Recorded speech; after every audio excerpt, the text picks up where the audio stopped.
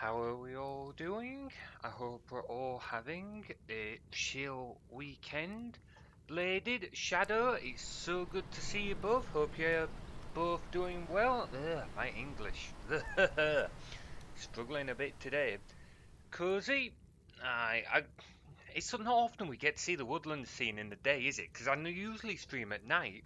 So it's nice to get to see it in the daytime and in a clear view as well. You can actually see the hills in the distance and such.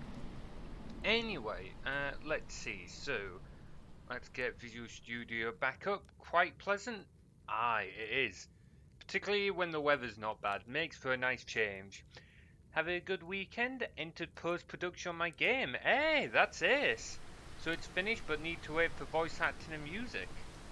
Awesome. Let us know how that goes, Shadow. Glad you're moving on with that. You've been working on it for quite a while now. Okay. So let's get into this.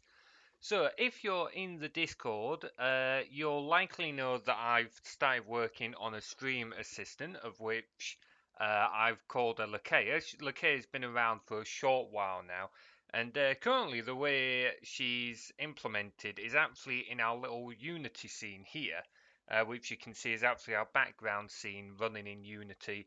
But it's really basic implementation of connecting to Twitch and just sending off pre-written lines and such. What we're doing here is a little console app that will run. Ooh, well, that's not good. Oops. Fix that. My bad. How did I bugger that up? There we go. Alright, a little console app that we can run and it'll do a lot of extra stuff for us. And oh, core. I've just been doing a complete rework of the internal structure. I should probably have completed that before starting the stream, but hey ho, it's something a little different. Ooh, something I did forget to do, music. Please let me know if the music's a bit loud or a bit quiet. Happily tweak it, but I figured we might as well have some easy chill stuff. And of course it's got to be copyright free because, well, you know, Twitch. Right, okay, so what's this then? Source Twitch. Wait, why is it?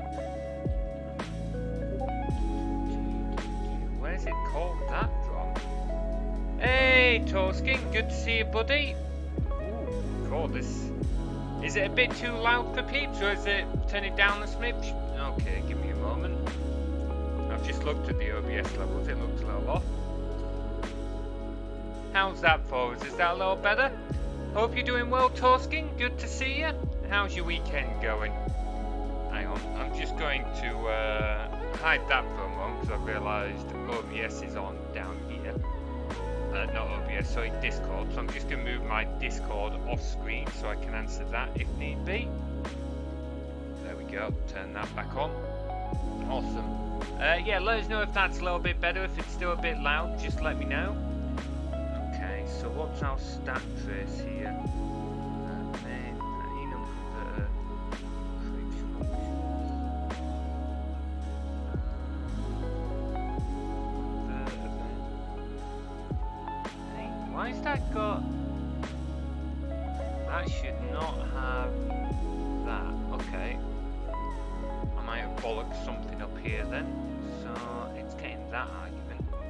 Of which I really need to set up Lakea to handle these exceptions so she doesn't crash out every time they get thrown. I think I've got a ticket on the GitHub for that, so get to that later on. Let's see.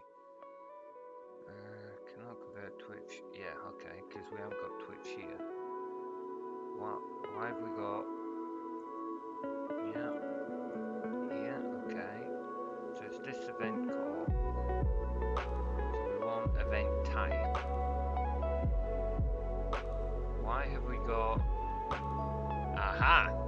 So that's not a problem in my code, that's a problem in my config file. Give me a moment. I'm not displaying my config file. That's the wrong one. Give me a moment. I'm not going to keep hiding things all stream, just... There's one... There we go. that over there, and now I can re-enable that. Okay, so to explain what that was, is we have a config example here. This is what we use to actually set up Lakea and configure it with our different events like channel redeems. I'm working on like the channel follows and bit events now. However, this isn't the file she loads. You can see I've actually got example stuff or sort of parser stuff here. Simply because I'm not going to show the actual file on stream because I don't, for example, want to stream what my OBS password is or my channel auth key. So that bit's staying off stream just for security's sake. But everything else you guys should be able to be good to see. Let's see, bring that back up. Ah, yeah, Baldur's Gate 3 came out this week, didn't it? Oh, I couldn't afford it at the moment. That's fair. It's a full release game now, isn't it? So 60-70 quid. I've not got it, I'll be honest. I've had a bit of a thing with it. It's been in early access for 3 years, which feels a little bit dodgy, but still. I've heard it's a really good game. 50 quid? That's not... okay, a little cheaper than usual AAA then. I'm bouncing to buy it. Ooh, let us know what it's like when you give it a go, Bladed. I've not played Baldur's Gate 3. I've tried Baldur's Gate 1.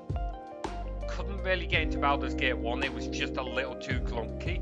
But it was a game from like the mid-90s. And as much as I like my old games, I just couldn't quite get into it. But still, Baldur's Gate 3 is meant to be a good one. I've got a lot of friends in D&D who play it. Wasn't super interested until I saw some gameplay from Kai last night. Oh, is he playing that? Oh, I might have to check it out then, see what he's been doing in it. Early access for 3 years is better than 7 days. Well, yes, but that's like saying have a splinter in the foot is bigger than losing your foot. Just because one event is worse doesn't mean the first one is any better. Let's see. Forester's early access for 7 years also. Yeah, my problem with that kind of thing is like early access. I'm going to stop looking at that so I can explain this properly for a moment. Like with early access, when you're paying for early access, companies are asking you to pay full price for a product that's not finished yet on a promise that they'll finish it. It's a bit like it would be like getting your car, taking it to a garage, paying for it beforehand, and then being told, right, we're only going to fix a couple of the issues, but if you come back at a later date, we promise we'll fix the rest of the issues. Now, I realise games development works a little bit different, but I'm just not comfortable with having to pay out full price for something that's not ready. Just not ready. I think it's a little bit off. Now, I'm a little more sympathetic to indie developers because that's quite different. As an indie developer, you might genuinely need it, and while there's still a risk of an indie developer running off with your money, I think there's a little bit more of an argument there. But for full AAA studios that should, in theory, have the backing from previous projects, like on a project level, they still make a loss. They make a loss from day one because they're not going to be able to sell it, in theory, until it's finished. But if they've got previous projects to pay for it, that should be funding the next project. So, but there we go. I will release a game in early access.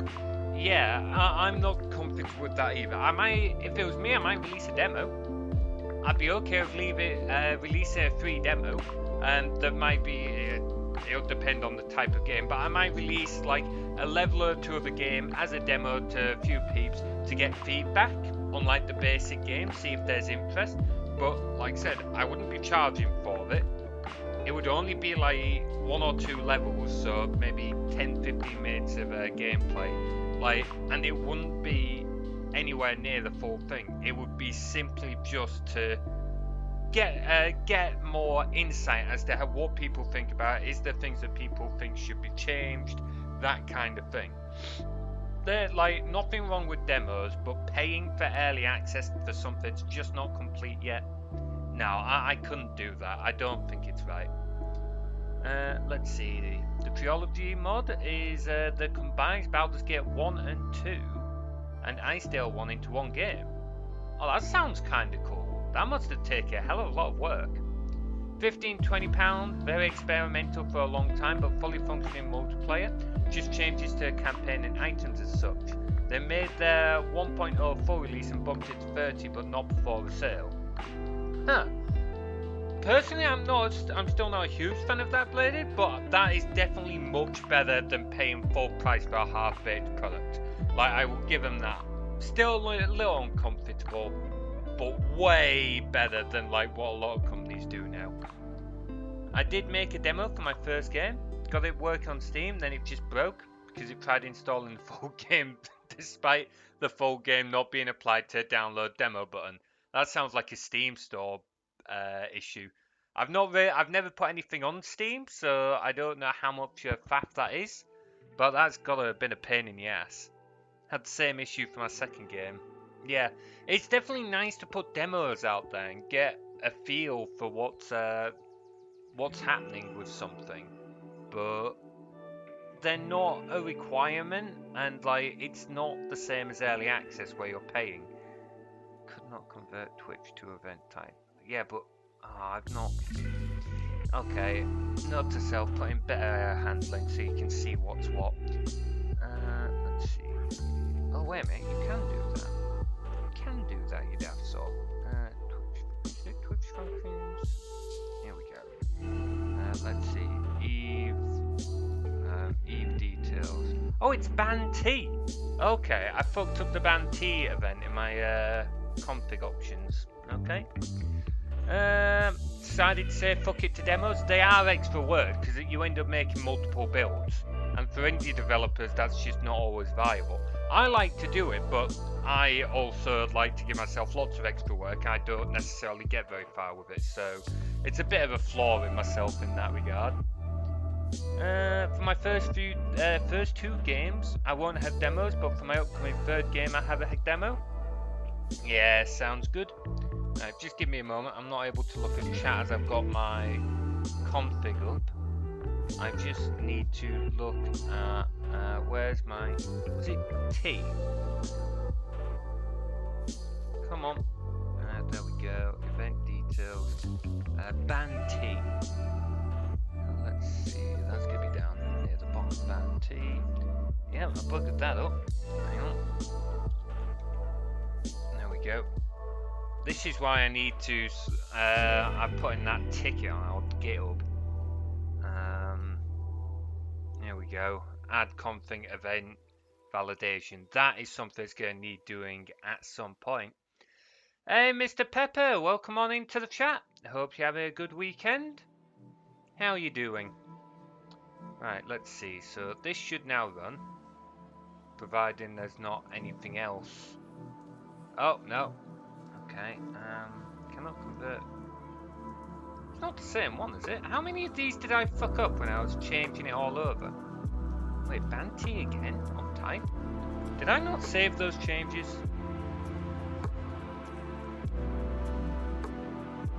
I did. Oh, no, I know what it is. For fuck's sake. Give me a moment. I really don't like the way Steam releases demos in those try the demos weeks. After a week you can't play the demo. I haven't actually looked into that.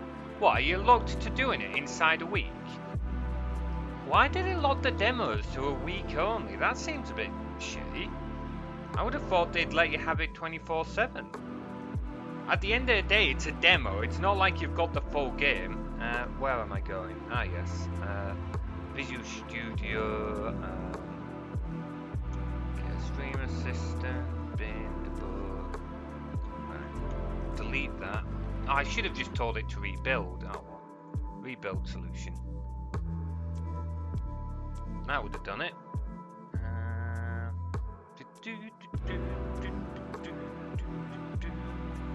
Sorry, Mr. Pepper, I'm not quite sure what that message is. It looks all like one character. I'm a little bit kind of curious by that. Isn't that Steamfest stuff? I've never looked at Steamfest stuff, so I would not know. There we go. She's waking up now. Okay, so now if we... Like, I can actually demo how she works a little bit. If we do that one... Hey! There we go. Nice little demo of her working there. Very nice. Yeah, it is. Steam keeps asking me to put forward the Clowns Forest 2 as part of the next Steam Fest. Oh, does it come hounding you for that? That's a bit of a pain. Got translate on deck materials? Awesome! Thank you very much, Bladed. You are an absolute lifesaver. Saying they're from Taiwan and we're laughing. Oh, what? Some of my ship being broken? That would not surprise me at all. What a quick response time. Yeah, it's fairly quick. So I don't have OBS set up to have any delay on stream. I've said that before. And I've got fairly good ping, which means already my stream delays are pretty minimal. As for how quick the events fire through, I gotta say, I was surprised when I first started doing it. Like, if I do this one, we can also do this. This one's a little bit rougher. This needs a bit of work. But we'll get there. We will get... Oh. Yeah, currently Lakea is posting that twice. Because she's running in the background as well. Yeah. Part of the problem at the moment is, as I've just said, we have Lakea here, who's working. But she is also built into this, where you can see that Redeem is coming in. So the end plan is for us, I'm going to be rebuilding this, making a new project for it. I'm going to be stripping Lakea out of our Unity scene, and she's going to be working solely as her own standalone app. And whenever an event comes through, this isn't going to be connected to Unity at all, it's going to be connected to Lakea, and Lakea is going to act as a hub for all events from Twitch, from chat, from our woodland scene, anything like that. But this is going to be a while off. I'm not going to be rebuilding this for a short while. So for now, we're just working on Lakea herself.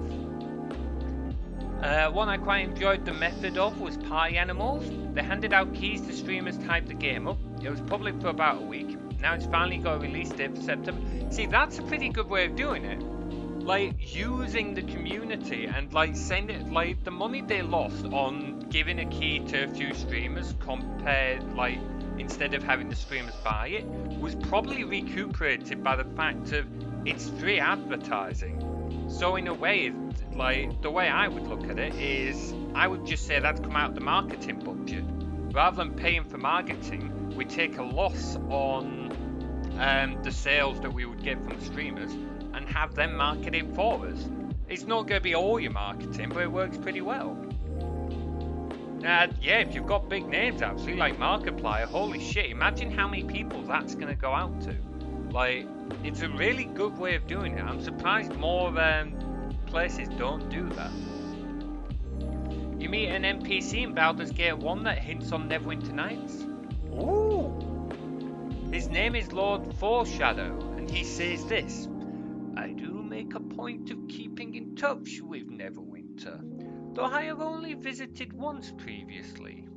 It was quite popular in those nights. That's pretty cool. I like that. I need to go back and play Neverwinter Nights again at some point. We'll get to it eventually. Yeah, very smart in there, Bugs, like you said. Yeah, honestly, surprised more publishers don't do it. It would make a lot more sense. Markiplier blew FNAF up. Yeah, he really did. That was definitely a large part of what helped FNAF take off. I think it also helped build Markiplier up as well. He was already really big, but I think the FNAF series is like one of his staple series that really pulled in a lot of new people for him. So they both went hand in hand a little there, I think. Neverwinter was the D&D game that I knew of up until now. Yeah, I would say it's still a really solid example. Baldur's Gate 3 is definitely far more recent and is like the current D&D game, so to speak. But I would say Neverwinter Nights still holds its ground pretty well through its age, particularly if you get the Enhanced Edition on Steam. It's got a lot of new features, a lot of content. It's worth grabbing. I definitely recommend it to people, that one. I've tried sending Markiplier my game a few times. He didn't claim the game. Bit of a shame. Unfortunately, he probably gets a lot of indie developers' shadow, so I wouldn't take it personally. It does suck, but it can't always be helped. Hey, Jeevius, good to see you, buddy. How are you doing? Considering trying Baldur's Gate 3, it seems good. Yeah, it definitely sounds pretty good. I might have to pick it up at some point. It's not going to be anytime soon, but I might have to pick it up at some point. Right, let's see. So, what do we need? So, what I'm working on currently is the bit event. So, right now, Lakea will listen to channel redeems. I've implemented the follow redeems, but that's not pushed to the main branch on GitHub yet. That's just a local change. And I want to implement these bit events as well, because they're like all pretty key, pretty big features that Lakea needs to be able to handle. I'll give you all my reviews sometimes. I just impulse bought it. Easily done that, Bladed, isn't it? How you doing anyway, Jeevius? Hope you're keeping well. Have a good weekend over there. Baldur's Gate 3 is 5th edition, D&D and Neverwinter Nights 1. Yeah, that's true. Neverwinter Nights 1 is 3.5 edition. So it is a little bit on the older side. I don't think 5th edition was a thing until after Neverwinter Nights 1 was released. So I don't know about Neverwinter Nights 2. I'm going to assume, given that you can port your characters across, that's still based on 3.5 edition. So, like, the only reason I know anything about 3.5 edition D&D is because of Neverwinter Nights, because when playing actual D&D on the tabletop, I've only ever played 5th edition. I didn't play D&D until after 5th edition came out. Let's see if you can make it before I buy it myself. Oh, I really want to get it now. We'll get there. Plenty of time. We can add it to our wish list. Baldur's Gate 1 and 2. Oh, it's 2nd edition. I did not even know that. Okay, I didn't get that far into Baldur's Gate 1. I might have to give it another shot at some point. Right, so let's see what we've got. So to explain what we've got here, when we start up our application, we load in our config file. This is an example one, like I said earlier. I'm not showing the actual config file it loads in, simply because it's got passwords in and that I don't want to be streaming. But when we're loading in these events, we want to be able to store them, and so that we can check against them later on.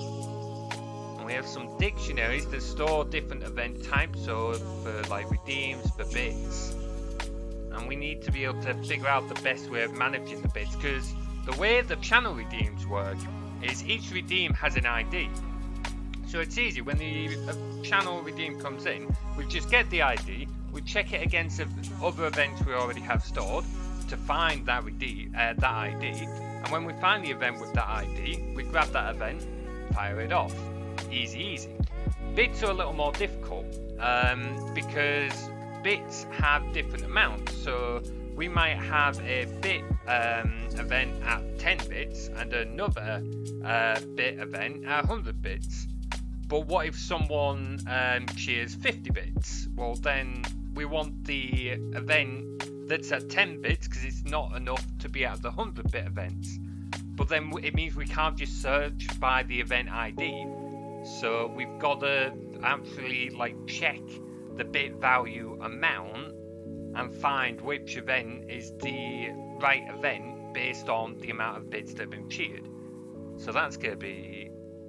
It just takes a little bit more thinking, this one. Doing fine. Have a bit of a hangover, but it's getting better. Awesome. Grab some water, dude. Some water. Get some electrolytes in you. Good weekend at least then. Hope you had a good time. Steam makes use of my full 500 meg. Holy shit! That would be amazing. Man, I'm jealous of your download, Bladed. It does suck that you're limited to 30 meg download though, but can't be helped. People usually say the system Zero C is wacko about. It's definitely an interesting one. I can't remember exactly how that one works, but it does seem a little counterintuitive compared to the modern one. But hey, some people prefer it that way. But I don't know if it's because they prefer it because they think it's a better system, or just because they prefer it because it's the one they always used. I have a gigabit. Fucking hell. You have gigabit, wow. And there was me happy with my 250 meg. Mind you, I don't get to use my full 250 meg connection because the routers Virgin Media give out are absolute shite. So I get capped at 30 megabit on cable. If I want to use the full 250 megabit, I have to use Wi-Fi, which is not good for like streaming and stuff. So at some point I was going to buy a new router, but with moving house and stuff like that, I've just said I'm going to change provider because I've had enough of Virgin Media.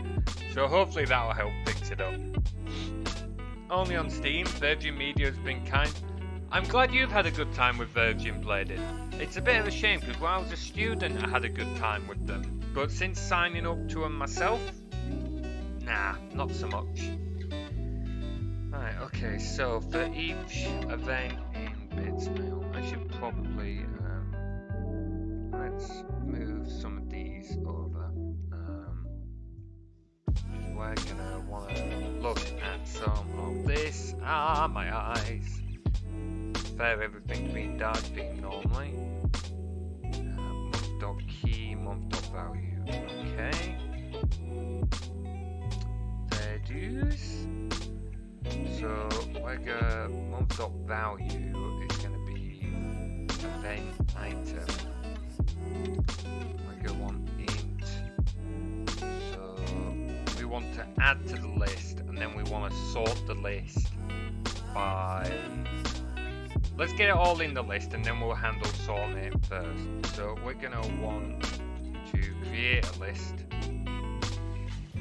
List. Tuple. I love tuples. They make life so much easier. Let's see. Bits. Order equals new list tuple. We'll want to return bits order. There we go. Yeah, it was fun. Been years since I was drunk last. Now I realise why. Oh yeah, that I can get. I don't think I could realistically do that anymore. Like, sure, get a bit tipsy if the event calls maybe, but getting really drunk anymore, not into it. I never used to really get hangovers when I was younger, but now I do get them a little more if I go overboard. So yeah, it's generally just not worth it personally. I know it's something we've spoke a lot about on stream and in the Discord. Let's see, so we're going to want to bits, and wait, no, we'll want to make a tuple int string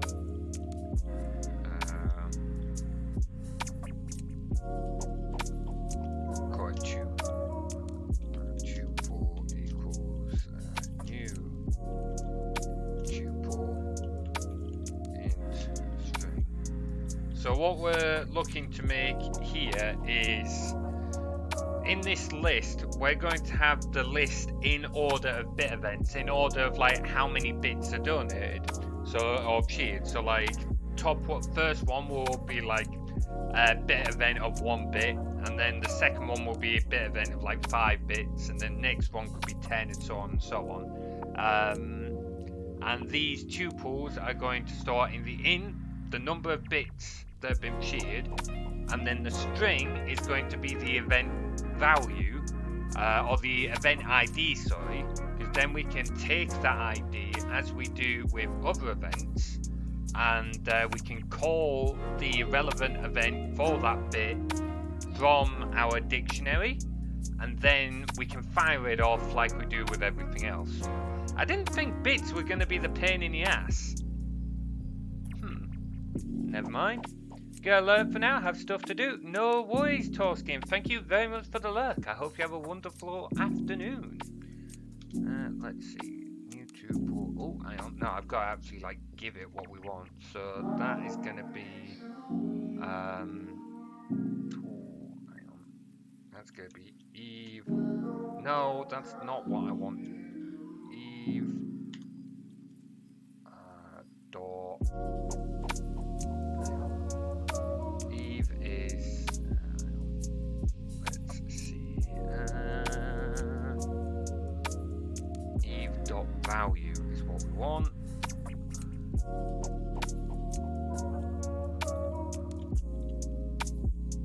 Value dot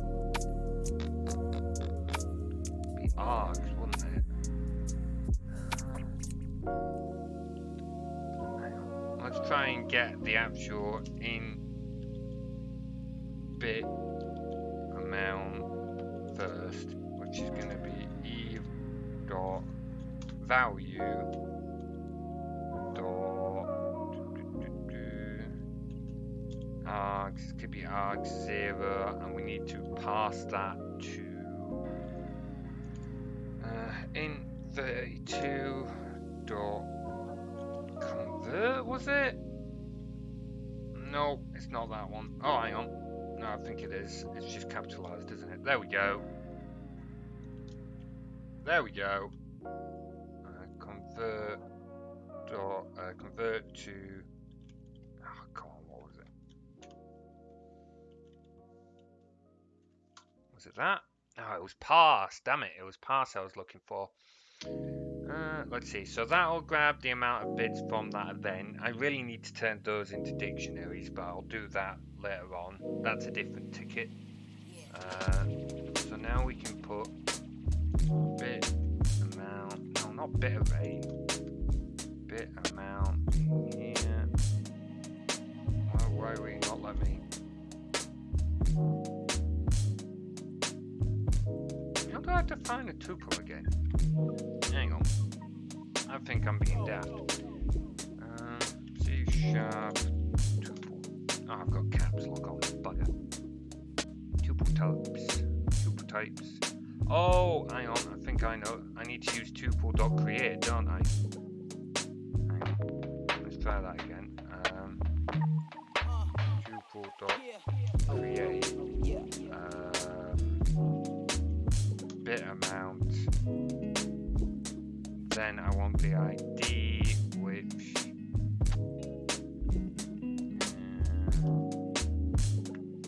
let's see, string ID, which equals Eve dot value dot should there we go. Yeah, we just got no. It should always be a string. There we go. Instead of trying to gaslight me there, fucking Visual Studio. ID, right.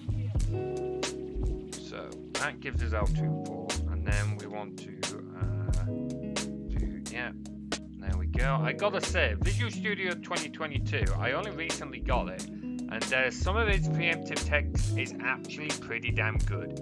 Still a pain in the ass and not always right, but honestly pretty damn good generally. Right. So now this adds all of them into a list, but that list might not be ordered the way we want it to be ordered. So, not often prediction text works out. Oh, yeah, that's true enough. That is very true. Right, okay. I'm not going to be able to see... I'm not going to be able to see chat for a moment, as I've got to edit my config.xml. So give me a moment. I will read back through chat and that when I'm done. I just need to set up some example bit events. let's see, bit of M1, and we'll go OBS enable source.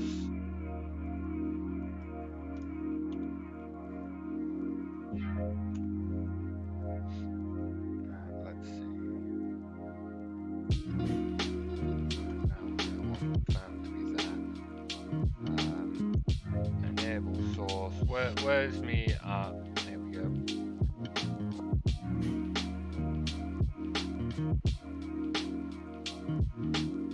Let's see now. Bit event. Duration 5 seconds. Yeah, that'll do. Right. Now let's make 3 of those events.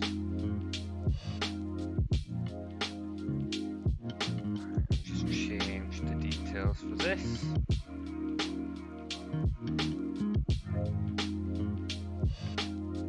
Change that to 3. Yeah. Twitch bits 3, ID 3. Stay where enable source, enable that source instead. Save that. Right. Let's just check that loads up. Not often prediction text works out. Yeah, not often. To be fair, when it comes to IntelliJ and similar sources for developers, it's actually got a bit of an easier time there because what developers are doing is purely logic driven, which is what computers do. So it actually has an easier time when doing it on behalf of developers. But yeah, sometimes it will also get it completely wrong. It's just a ball ache. So you'll often see some, particularly more old school developers, just sometimes won't even use it, understandably.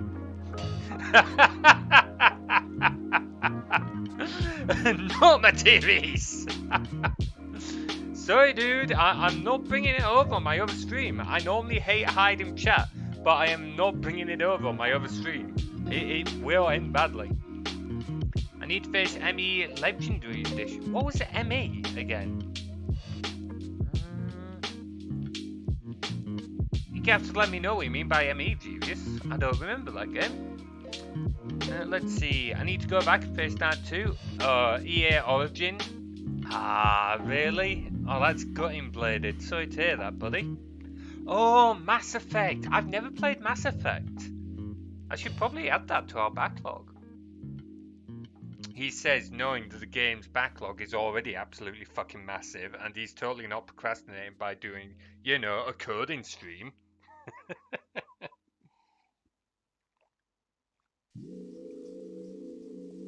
Right, let's see. So, we got those in now. So if we do that, let's run this and see what we get loaded in. Yeah, it doesn't like that. Let's see.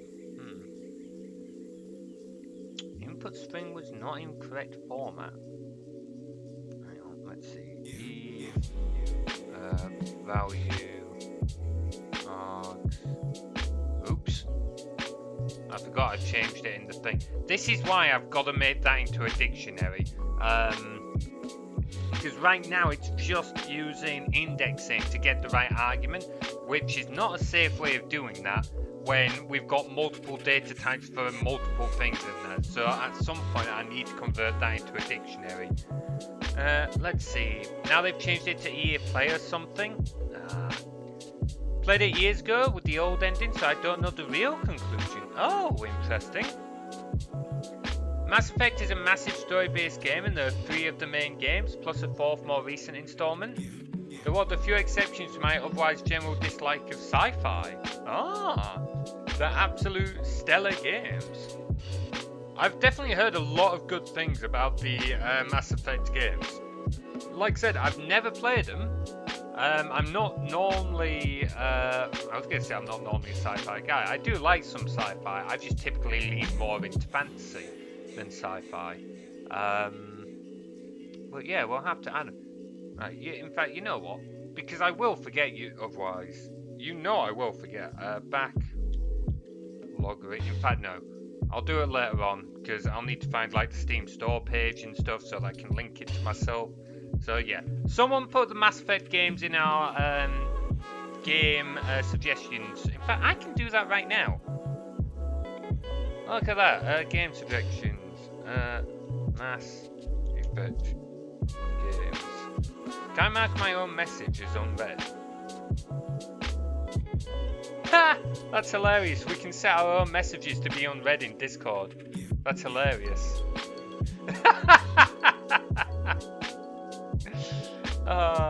Just seeing your message in the Discord, Bladed. Not sure you'd enjoy the gameplay, but the story and dialogue more than make up for it. I mean, so long as the gameplay is not like too atrocious for me, I'd be happy to put up with that. I do, so long as the gameplay is enough for me to like enjoy the story, I don't have a problem with that. It's a handy feature. I love doing that when I get busy. I wasn't sure if I'd let you do it because in a logic sense, you shouldn't really be able to mark your own message as unread. But, well, no. I suppose you could, in theory, post a message without reading it. It just might be a bit messy. But either way, it's actually quite useful. So, what have we got here? We have 3 bit events. So, bits order. That's not right. Why have we got 131? Oh, did I not change the... I didn't change the fucking argument, that's why. You daft bugger. Right, do that. We're going to have to tell... No, don't bring that back up. Right, rebuild solution. This is why I need more monitors. Right, let's see. There we go. Bits order. That's more like it. So that's in order right now, but that's because I'm putting it in the right order. So the smart thing to do would be to write the code to make sure it's in the right order myself right now. The other thing I can do is just carry on as it is and put it in as an extra ticket that's a bug for later on. Oh, as tempting as it is to put in a ticket as a bug as later on, I should really do it properly now. Let's see. Oh, no, I don't want to highlight that. What are you doing? Story is good, but the dialogue are great. You can really see and feel how your choices have an impact on the progression of the story. That's good. I do like that. That's one of the things I'm not such a fan with Neverwinter Nights. I love the story in that, but I kind of wish that our decisions in Neverwinter Nights had more effect on the plot and such. The plot is fairly linear. You can affect like side quests and stuff, but the main storyline is pretty linear. It just would have been nice to have a bit more of effect inside of a D&D game. But like, overall, it was still a good game. So it'd be nice to try it. I think it's also Dragon Age. I think I've got on my backlog. I've got a friend who's played that a lot, and she swears by it. So we'll give that a go at some point. Third-person shooter with RPG mechanics and companions you can level up and switch out. Interesting. Yeah, I'm not sure that's my kind of thing, but we can give that a shot. No reason why not. And play as a non-racist asshole. What? It's really hard because I want to max out the renegade meter. Oh, the difficulties of trying to max out asshole stats without actually being an asshole in the game. Oh, that's way too common sometimes. Right, okay, so let's see what we need to be doing here then. So we need to actually sort. So they're in the list. There's a good and bad reputation. Also, forgot that funny thing. I'm a villain, not a monster. I mean, depending on what we're talking about, that could arguably be the same thing, but... Right, I need to figure out how to sort out a list of these tuples. Let's see, so we're probably gonna have to sort out... So I need to... I should be able to figure this out myself, but I'm being lazy. So C#, list of integers, sort. Being very lazy, not figuring it out myself. Stack Overflow. Wait, there's literally a sort method? I mean, we're not going to be able to call that given we're storing a list of tubes, but... that does. Who's ordered by? I wonder what happens if we call sort on a list that's not storing integers. If it's even got that command. I'm half expecting this to either not have the function, or more likely, it's going to throw an error. Bits order dot sort. Yeah, okay. Let's see what happens. Wait, it didn't throw an error? Really? Hang on. Let me make a quick change. If we change that to be 3, and we change that to be 5, so now our bit events are in the wrong order in our config. So let's see if that sorts the way we want it to sort. I suspect it's just returning the list as is. The story is fairly linear, but you really put your mark on it where you feel like it matters. Honestly, it sounds like either way, it sounds like a pretty solid game, and we'll definitely add it to our backlog. I've added the I've put the message in the Discord anyway to remind me to add it to our backlog, so we can definitely do that. I'm thinking of changing games anyway because I'm getting a little sick of some of the Sonic shit right now. I've enjoyed some of the Sonic games, but I'm getting a little tired of some of the various issues with them. And really, to try and make things a little easier when streaming things like Sonic 06, I really need to be able to stream them on the original hardware, not emulate them, just to try and minimize the already massive amount of bugs. And I just do not have the setup for that at the moment. So, yeah, we can look at some of these other games instead.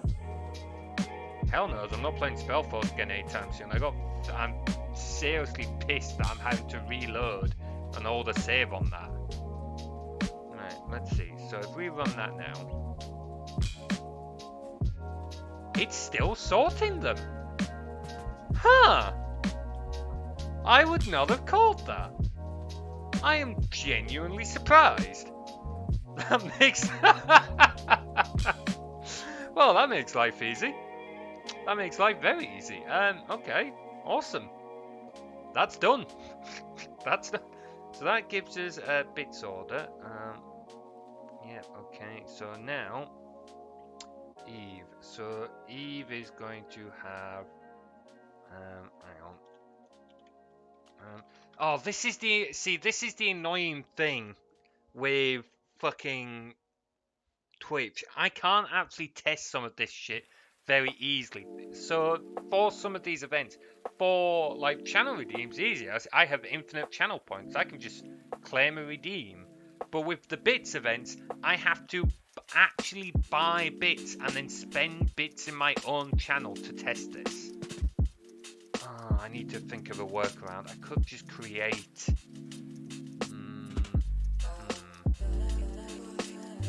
Okay, well... What's in Eve again?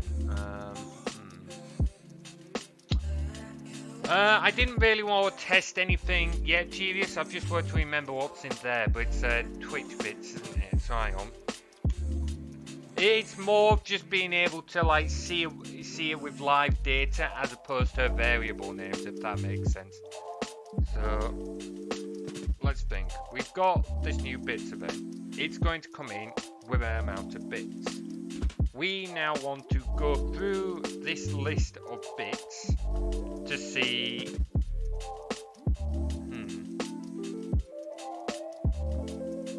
Let's see. I got spare bits laying around. Happy to toss a coin to our... Thanks, Bladed. Much appreciated. I might take you up on that in a bit when we actually get to test it, though. I'm not going to ask you to do it now because it was more just to make life a little bit easier. But when we get to actually test this bit, I might take you up on that. Appreciate it, buddy. Let's see. Hey, Glitch78_2, welcome on in. Hope you're having a great weekend. How are you doing? So we're going to want to go through our list of bits. and we're going to want to compare the amount of bits that have been spent. Okay, so let's start by just grabbing bits. Equals Eve dot args dot bits used. Interestingly, I found out I can actually get the number of bits that you've spent total. So when someone spends bits in the channel, this actually stores the total amount of bits that you've spent. So I might be able to do something fun with that later on. I don't know what yet, but we might be able to do something fun with that later on, which will be kind of nice. We could make our own custom scoreboard if we wanted. That would be kind of cool. Yeah, bit count. That would actually a bit count event. That's actually a pretty cool idea. Hang on. Let's add. It's gonna be blocked because we haven't got commands in yet, but we can still make. Let's see. Create issue. So bit count. So that's going to. Hang on. Let me think, because I only have access to it when you raise the bits. I don't think I have access to it in your.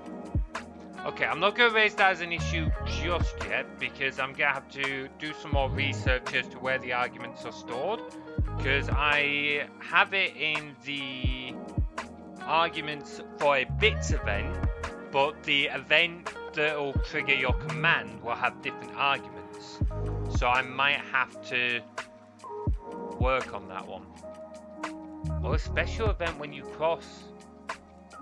That would be cool. I'll tell you what, I'm just going to print screen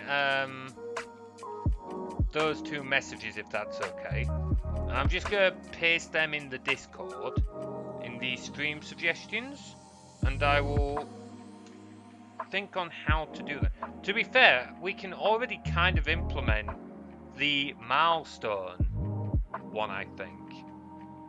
Yeah, we can already implement the milestone one because I have callback events and I have arguments. But I'll work on that. That could be quite a fun one. Like a full screen balloon party. Yeah, that would be sick.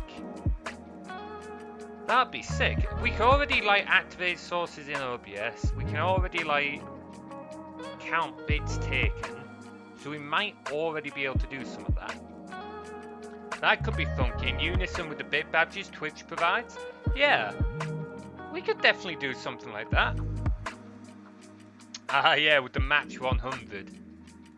I don't know why, I quite like the match one. Out of all the pictures I drew for the bit badges, like I quite like the match one personally. I don't know why. Let's see, so we've got the bits coming in. So for let's see, for each for to put in bit order, no, bit order, bits order. We are going to want to see if we have more bits than the last one, but only if or an event when there are changes in the top 3 bitters. Yeah, that'd be pretty cool. That one's got more conditions in it though, so I might have to do some more work on that one. Because the way it works at the moment is when an event is fired, I only have the arguments for that current event at the moment. So say when a bit event is fired, I have the arguments passed in. In fact, tell you what, I will give an example. So if I, oh, I hope that's not been going twice. Let's see, that's not what I want. Bit. I also like the bitters term you got there. Right. Oh fuck! I wasn't running it. Oh, Materials, you stupid bastard! Well, that was a waste of a bit. Alright, anyway, now she's running. Let's see. what? Right, I need to actually shear another bit because I wasted that other bit. 97 bits remaining. Right, do that. Here we go. So,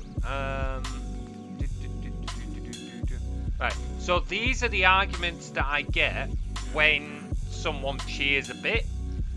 So we've got bits used, total bits used. So you can see I've sheared 4 bits. Context. We've got the message. So yeah, so this, what was I saying? Ah yeah, so when a bit event is fired, this is the information I have, but I don't have the information for like the bits everyone else has spent at the moment.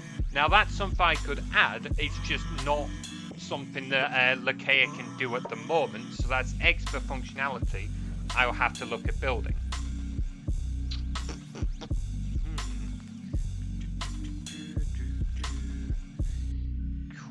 Right, okay. The other nice thing is, at the moment I'm using the Twitch alerts for some of these added effects, like the fire outside of the little woodland scene. But it'll be nice to have it all inside OBS, all controlled by Lakea.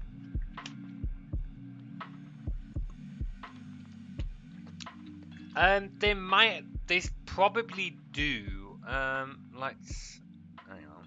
It's probably in the client. Hang on, give me a second. Let's just have a quick. Let's see. What do we have here? WebSocket. This is not. Oh, hang on. There we go. That's not what I wanted. Right, here we go. So. Channel emotes, join channels on band, chat. Oh, we should have bits one shortly.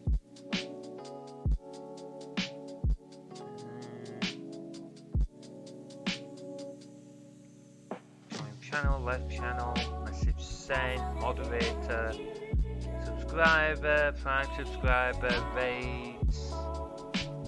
Self-raid error. I'm curious what that is. Use band. Connect.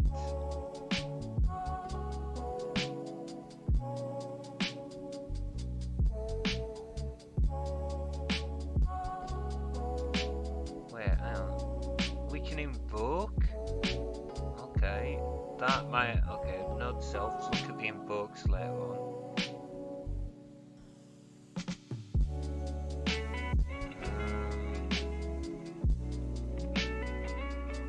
Mod vid. Not in the client. What about in the pub sub? What about in the pub sub? Pub sub. What have we got here? Listening, channel, follows. Oh, here we go. Listens to leaderboards. So possibly,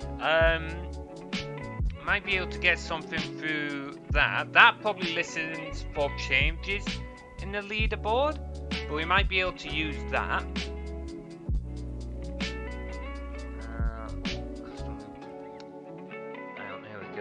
Occurs on, yeah, there we go.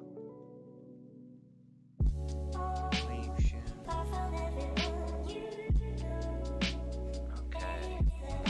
Yeah, I don't know if I'll be able to get the top bitters directly, but we might be able to get something that'll let us work on it. I'll certainly look into that, because that'll be a cool feature to have, like have our own little scoreboards. And I really like Jeevius's ideas of having like special events, like as he said, for something that like having, I don't know, stars shoot across the screen when you shared 100 bits total. That wouldn't really be that difficult. Could possibly do that now. She might already be able to do it. don't know yet. Anyway, where were we looking? Ah, yes, here we go. So we've got that. We can probably let this run through now. So, oh, hang on. Did I let that continue? Hey, we spent 1 bit. Alright, let's see. So, no, that's not what I wanted you to do. Damn it, Lakea. Right, close that, we don't need that. Close that, and that, we don't need you. We don't need enum converters right now. Don't need config example. Tweet me then. Right, okay. So, oh, I don't think we're going to want to do for each here, are we? No. I don't think we're going to want for each.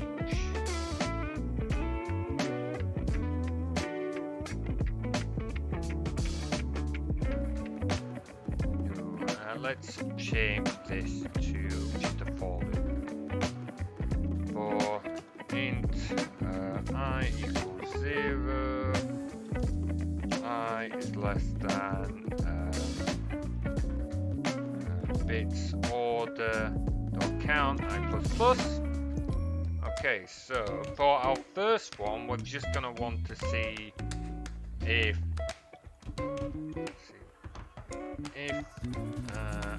bits is less than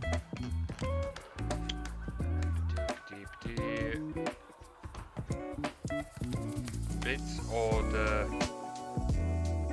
no I dot item 1's the in yes, then do this, else if no, that's not, I wanted an else if, not else. Damn it, this is what I was saying earlier about Visual Studio's predictive text, its intelligence and... Okay, so if bits is less than our minimum bits order, then we're not going to want to trigger anything. So, I mean, I'm not going to have this because I'm definitely going to have something that's going to happen if some is even 1 bit, but we've got to cover all eventualities in case I share this with anyone else. So that's going to want to... Lakea is going to want to put something to console. No. Bits. Plus bits.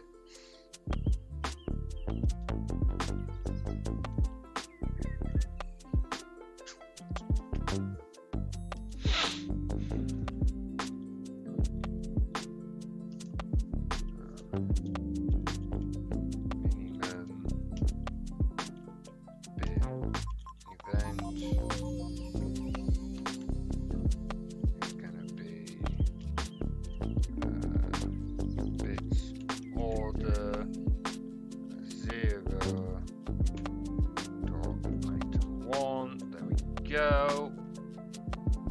That's gonna do that. Which honestly would be a bit of a shitty thing, I think, if you've not got, if you're gonna have events for like 100 odd bits or more, but you've not got anything for 1 bit, it'll be a bit of a shame, but hey ho. That's just my personal take on it. Right, let's see, so now we're gonna want to check.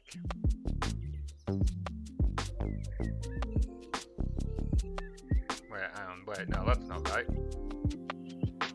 That's, no, hang on. That's not right.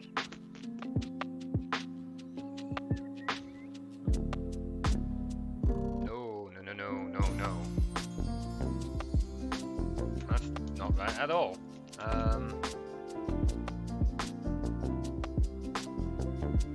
We're gonna want to see if it's more than the current check, but less than the next.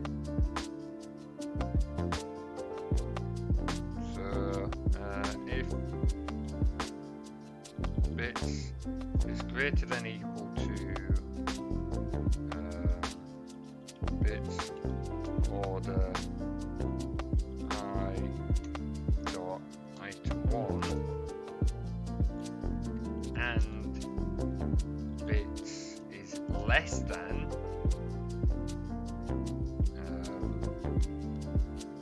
bits order I plus 1 dot item 1. So checking for the next one.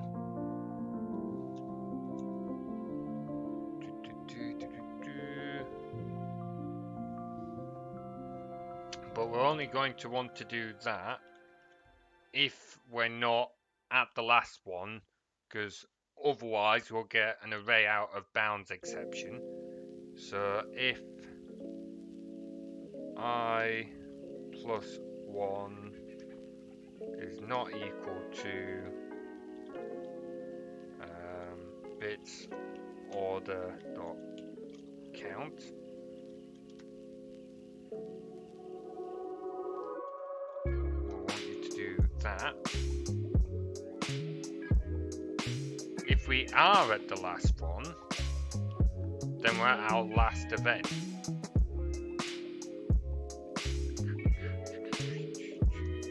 So else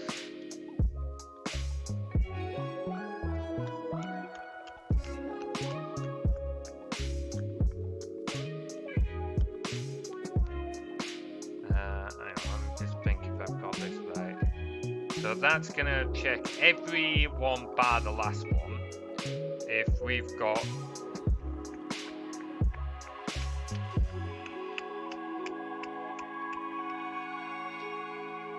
oh man, I'm probably gonna get this wrong in the first instance and fuck something up. It'll be fixable. It won't be the end of the world, but I'm probably gonna fuck something up here before we get there. I need a bit of paper. Where's my pen pad? Where's my pen pad? I know you guys aren't going to be able to see what I'm writing, but a developer's greatest tool is a piece of paper and a pen. Where's a fucking pen? There's a pen.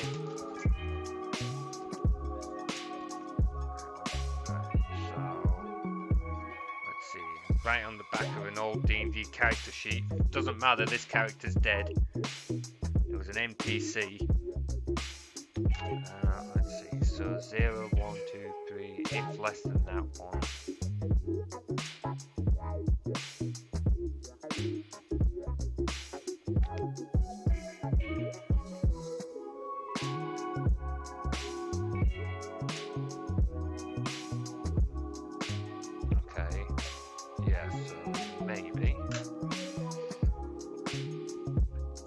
Else, we hit our last one. So if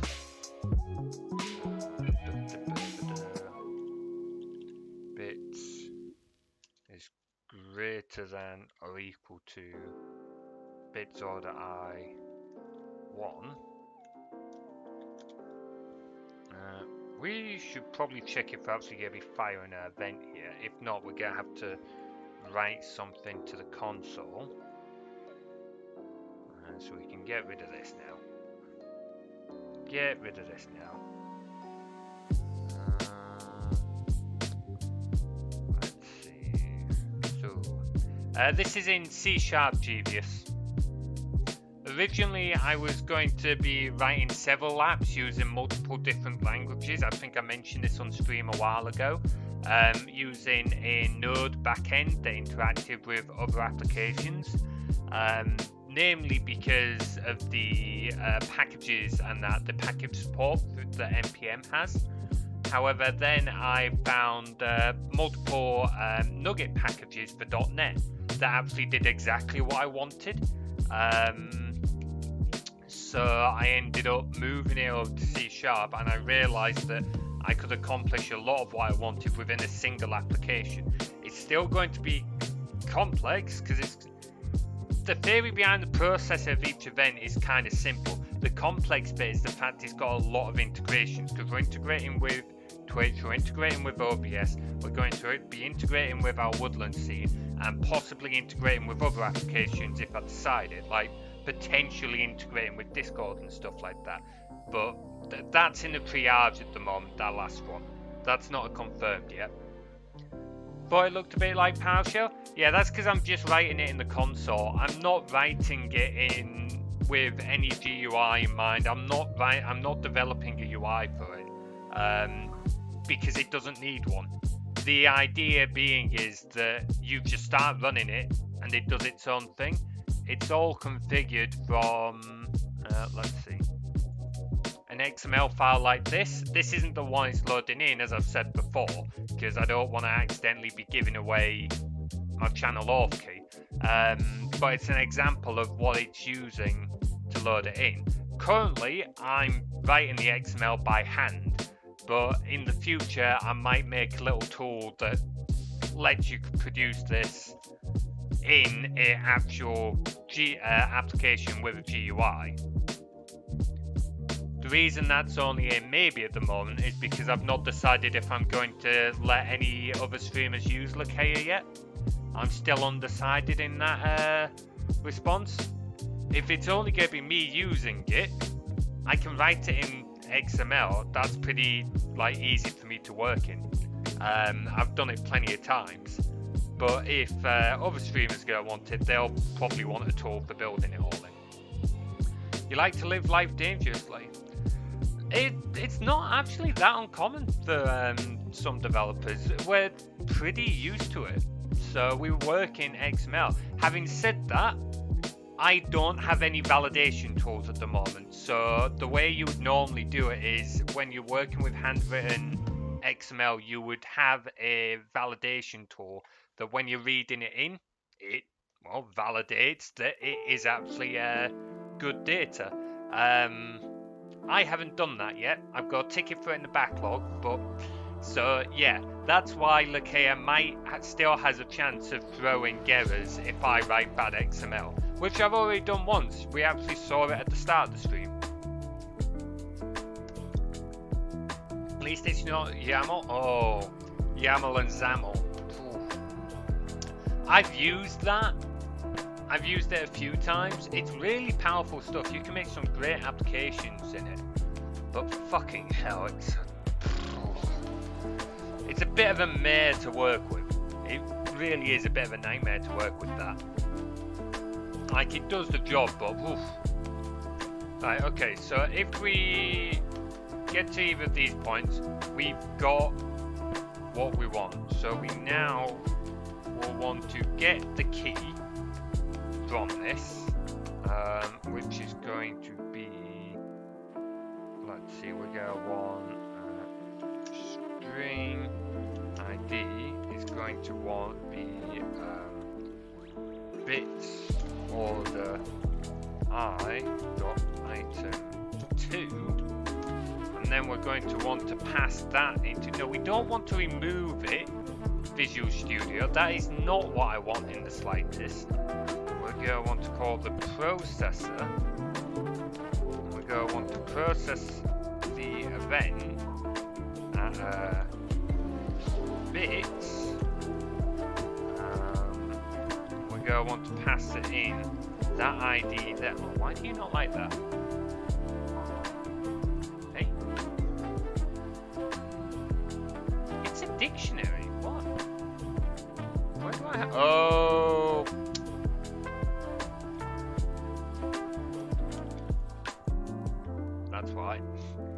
That's why. Bit amount.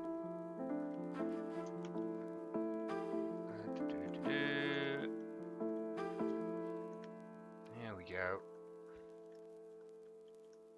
Right, there we go. That fixes that. And now we want to do the same thing over here. Now, we don't want her to sit idle if none of this is fired off. So let's make a bool event found equals false. So we'll quickly change this Event found true. Event found true. Okay, so if event is found true, we've actually called something. Anyway, the youngest is asleep now, so I'm going to go play some ME. No worries. Have a great afternoon, Devious. Thanks for dropping by. I hope you have a wonderful afternoon. So, now, if event found is equal to false. So we only want to do this if we don't find an event. Thank you very much for the alert, Devious. The weather is beautiful today. We've got some nice sunshine out. A nice gentle breeze in the air. Sit down, lay down, and just have a nice relaxing nap. Awesome. Right, so now we're going to want to write the console if we don't trigger an event. No, not right, we won't write line. Figure out how to use a fucking keyboard, Materies.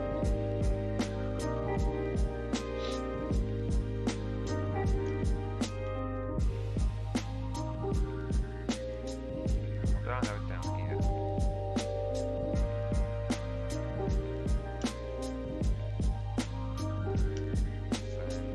Build.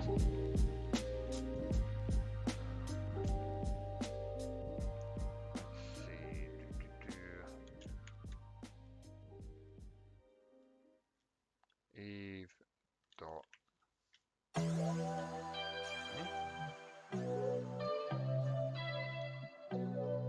Ah, okay, yeah, because we haven't actually got it, so it doesn't have a name.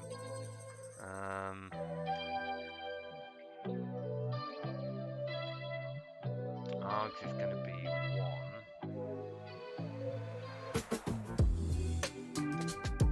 No, 1 bit used.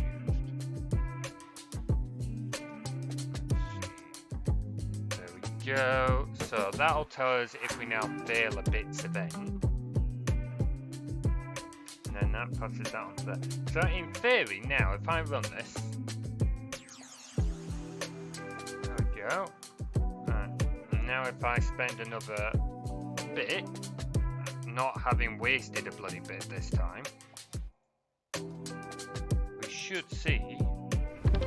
Hey, there we go. We got the image. I keep forgetting about the fucking fire effect. So that's working. Awesome. So that's 1 bit. If I give 2 bits, it should now give something else instead. Not 2 bits. If I give 5 bits. Hey, we got there in the end. Awesome. Awesome, awesome, awesome. That worked beautifully. So, bit events are now in. Follow events. I don't actually know how I can test a follow event. I don't know if this is going to work, because this count is already, like, followed. Do that. Has that triggered anything? Is that set up to trigger anything?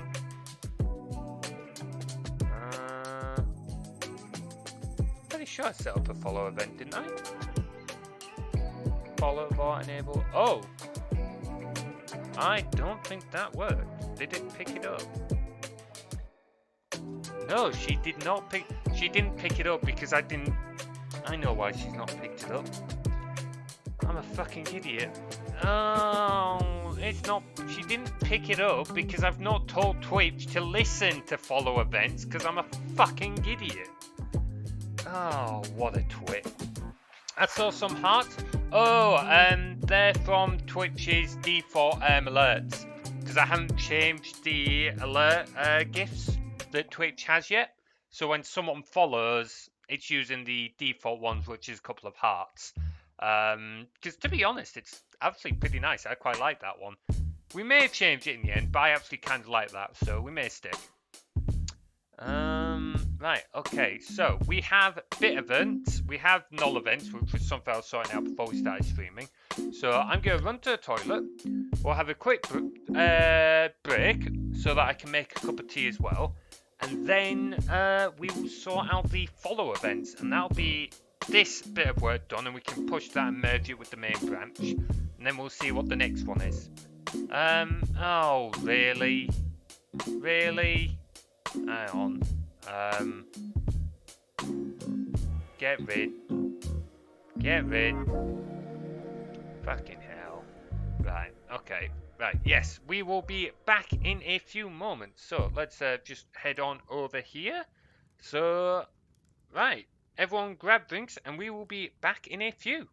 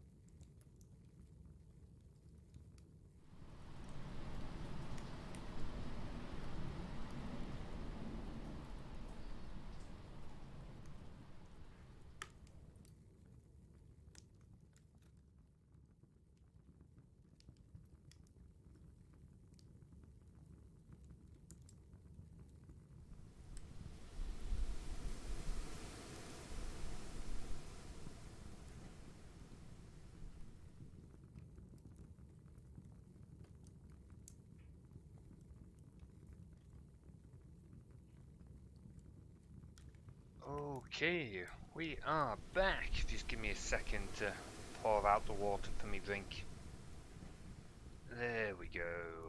Back with a proper Yorkshire brew. Proper Yorkshire brew. Right, let's get back into it. So we have bit events set up. So now we've got to sort out follow events. I'm pretty sure I can't remember if they're part of the client or the pub sub. Give me a moment. Let's see, pub sub. Bit, video playback. Try further up. Hang on, up here will tell us. Crucial client. Let's see. Connected, message received, whisper, moderator joined, user joined. No. Crucial API. Follows. Here we go. Oh, hype train. I didn't realise we could pay attention to hype train. Okay, that's interesting. Oh, I didn't realise we could get access to these. Undocumented, really? Really? Fuck's sake. Right, okay, well, follow redeems in the API. I don't think we have. Hang on, wait. Can we also do it in pub sub? It'll be much nicer if it's in the pub sub. Subscriptions, whispers, chat. No, it's not. Okay. Why? I don't understand why it's using a different endpoint. It'll be something in the back end. Twitchlib.api. Let's just see what happens if we check the pub sub. Pub sub. Listen to channel points. Listen to follows. Here we go. Here we go. Man, that documentation is awful. Truly is awful. Right, Twitch pub sub. We are going to want to coin first.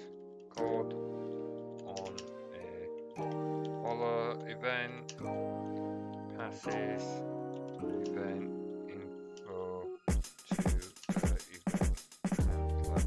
object. I'm gonna have to update that later because I've renamed it, but we can come back to that. So on channel follow object the sender, and then on follow, there we go, on follow args a,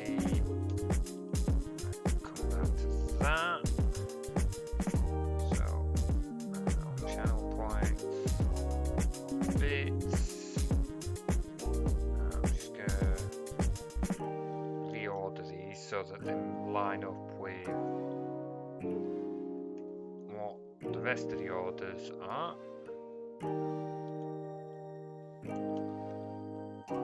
Let's see, mainly for my own benefit. Right, so on pub sub dot on follow. Call the on. What? No, that's not it. Hey? What did I call it? I was on follow, didn't I? Oh, on channel follow. Oops. On channel follow. There we go. Now I want you to listen. Pub sub dot on. What was it? Oh, fuck's sake. Listen to follows. There we go. Passing my channel ID. Right. So now if I console.log write test test, put that there, run that, go to my other account, unfollow, refollow. Hey, we've hit it, so it's called it. Should see test, yeah, awesome. what do we get in these args? We get display name, my channel ID, we get their user ID and their username. Awesome. Awesome, it's awesome. Okay, stop that. So, now we are going to new event object for followers. So, Twitch follow.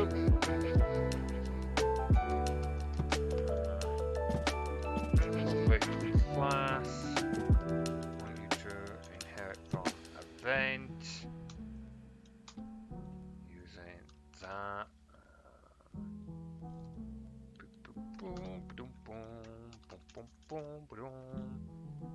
You're going to want to take an event source, making sure you use the right namespace.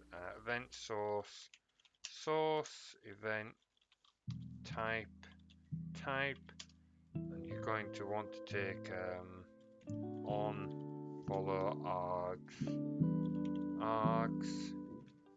Okay, so this dot source equals source, this dot type equals type, and then this dot args equals args.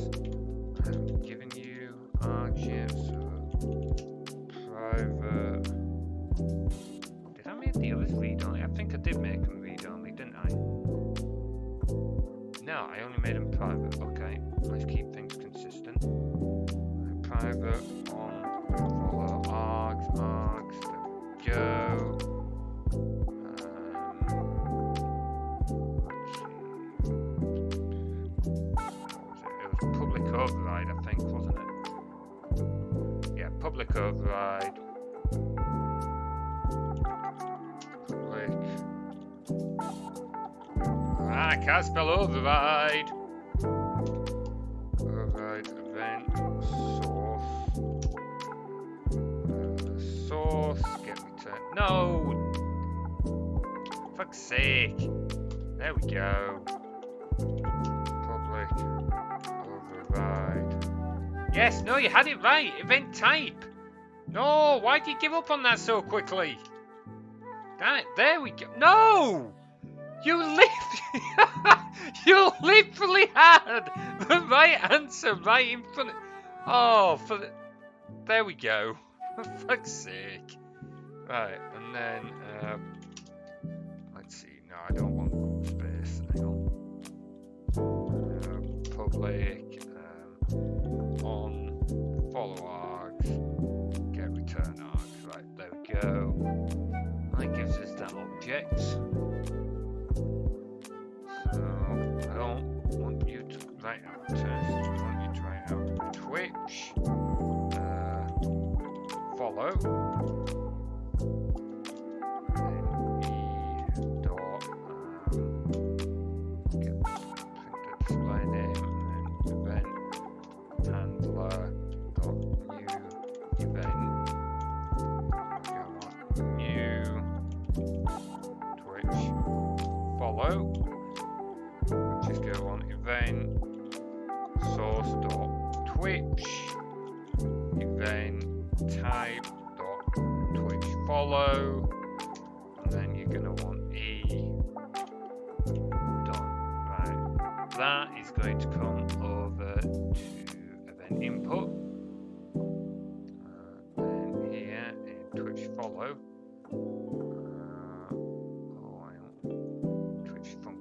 Let's so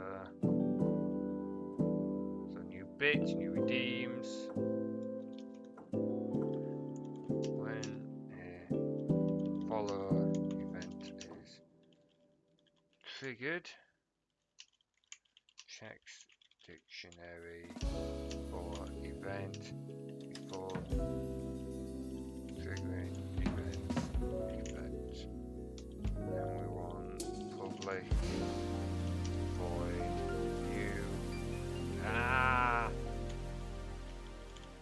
Follow Twitch, follow Eve, okay. So back into input events, Twitch,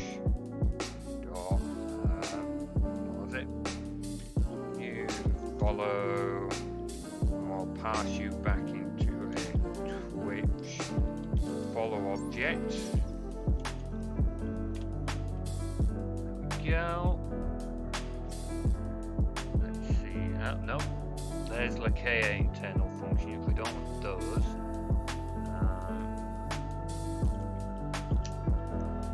Event type Twitch follow. We're going to want a new dictionary for follows. Hang on. Private eye dictionary. String. Event item. Follows. Come back down here. We're going to want to initialize that. And then when we get an event through there, we're going to want follows dot add. We want Eve dot event details dot ID. And we want new event item. And into its constructor, we want to pass the event. Find a breakpoint. There we go. So now we can store those in our dictionary. And this one should be easy enough, unlike bits. We don't have to do any complicated checks. So we can just do as we did with redeems. Let's see, so we can just grab this one. Grab that one. And this time instead we want follows. We're going to want to change these args. Ooh, hang on. No, of course we can't do that because we don't have IDs for follows. Bugger. Bugger. What do we have in? What do we get in? Let's see.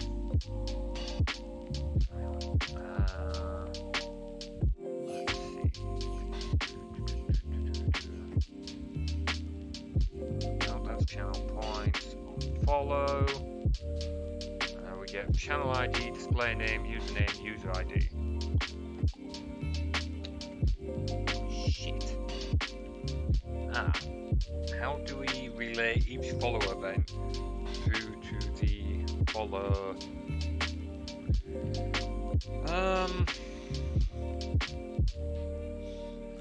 Well, realistically, follow events are you only really have one follow event because you can't. You can set up multiple follow events, but you're not going to get anything else. So I think we can just hard code that one because you're only ever going to have one follower event or one follower type of event.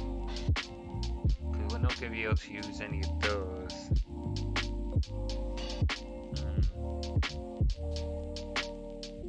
We could use, actually, but what if you have it connected to multiple accounts? Let's use the follow channel ID. Yeah, we'll use the follow channel ID, I think. That's probably the best way of doing that. So yeah, let's paste that lot back in. And use follows.contains key. And then go follow channel ID. And again, we want to do follows using the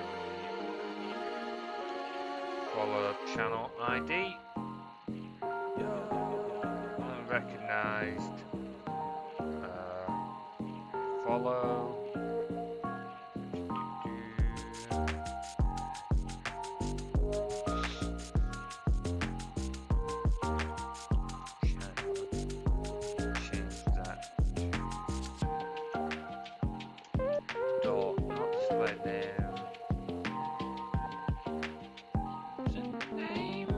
No, that's channel ID.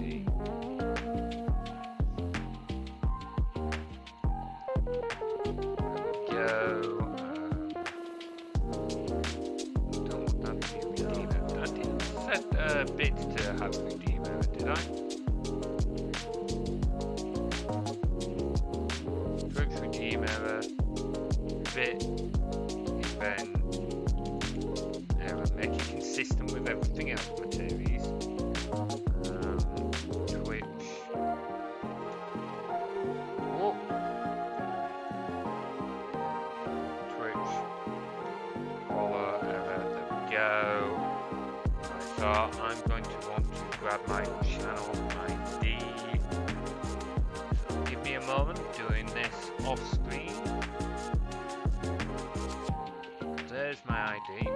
And for my follower then, I'm going to put that in there. Do I have it set up to do anything? It's going to enable the teacup. Okay. Okay, we can do that. And that should be set up then. So if we run Lakea, let it get set up, there we go.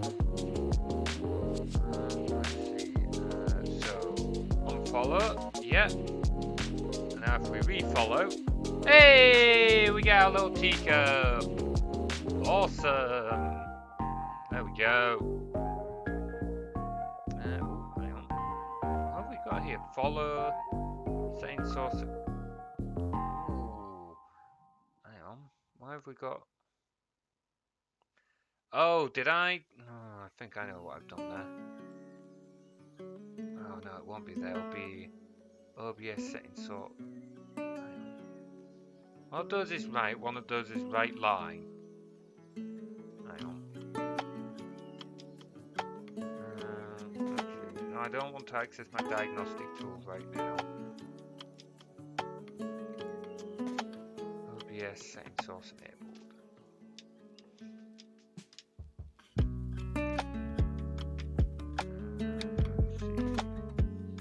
Change scene, set source enabled. No, that's right line. Oh wait, no.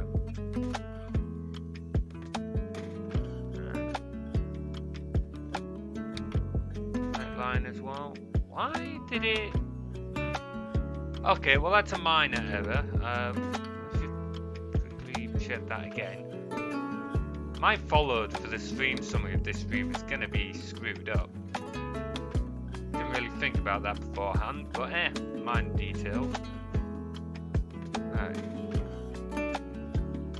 Why are you doing that? Well, why are you printing it like that? I mean, it's a pretty minor problem, but it's annoying. Why follow? Yeah, it's still scrolling it. Yeah, why are you printing it like that? Why are you printing it like that? Aha! There's your problem. There we go. Not right lines, right line. There we go. Right, that should fix that problem. One last test.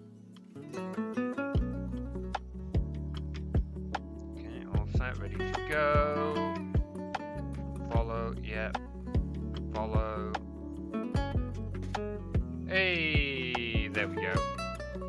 Awesome. Awesome!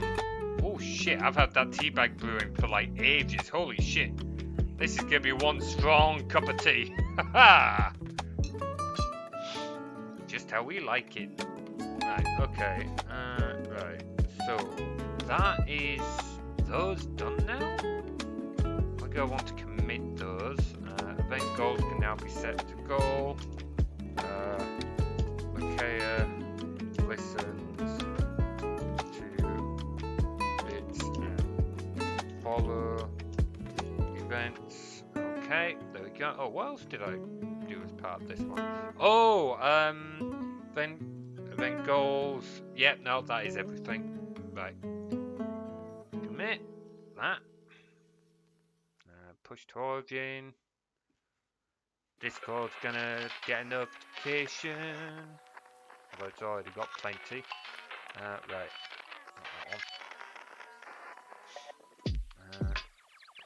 Oh, that's not the one, is it? No. Not the one. Let's see. Yep. Make a pull request.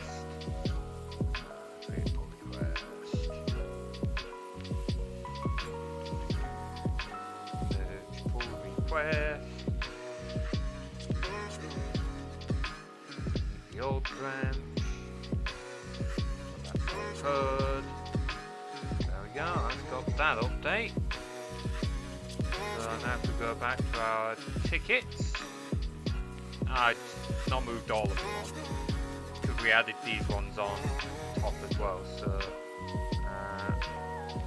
that one's done and that one's done. Awesome. Right, okay. What should we get on with next then? Subscription events, that's kind of a big one. Should probably get that one done at some point. Do we want to sort out channel commands though? That one's going to be kind of important. Timer messages. Ooh, actually, I might do timer messages because that means I can undo a lot of the ones we've got in our woodland. I think I'm going to do that next. Let's see what I want. Twitch raids would be another big one. Toggle for events. What did I say that one was? Oh, I already had that. I put that in twice. Enable toggle for events. Oops. Okay. Let's label that as a duplicate. Where's the duplicate? This already. Oh, wait. What was it? Duplicate. Oh, which one was it? Let's see. 36. That's it. This. Duplicate.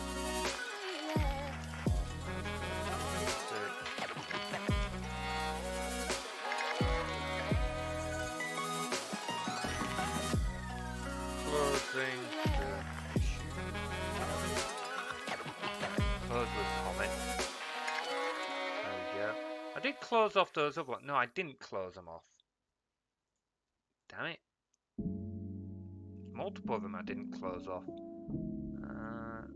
Let's see. Close with issue.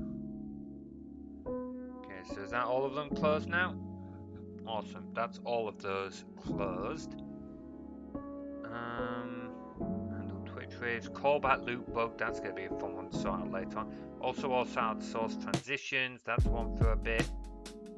Create error logs, can't be asked for that right now. Oh, I've done so much technical debt reducing of late. Oh, do not want to have to deal with that right now. Not dealing with that right now. I've dealt with enough technical debt right now.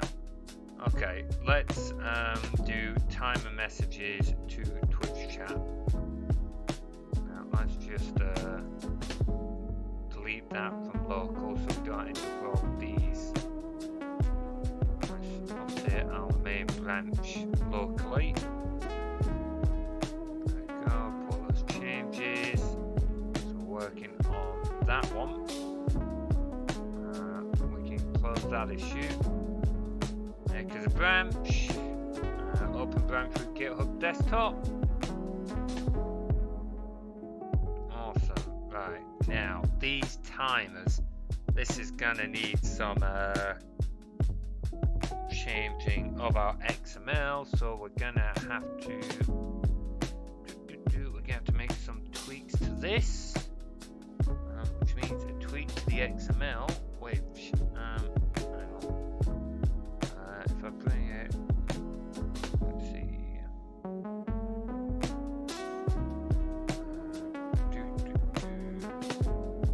bring this down here.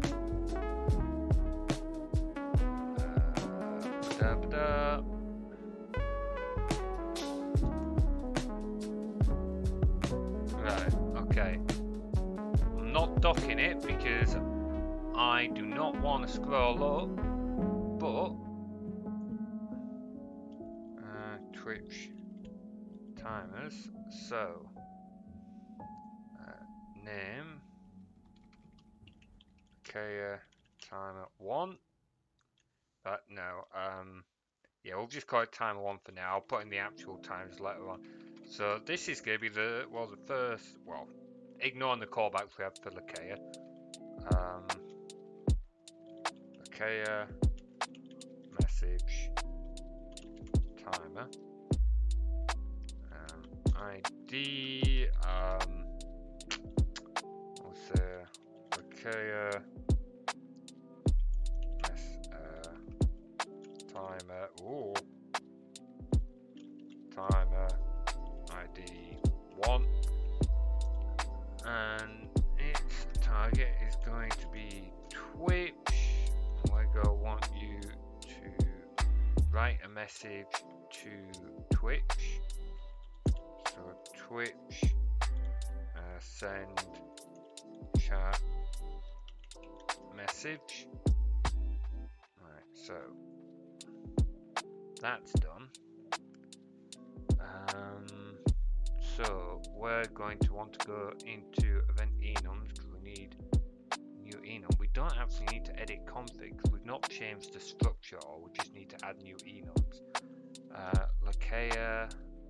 So event source is still Lakea. Event type, we go on Lakea timer. Event target is still Twitch. Event goal, send a chat message. That's fine. So we only needed to add the event type. Awesome. So now we're gonna have to figure out how to set this up, because we need to actually set the timers up in the initial state before they actually fire off. So that's gonna be a fun one. We're gonna need to set up a timer class. We're gonna need to set up a timer class. Tool. Having to think about this one.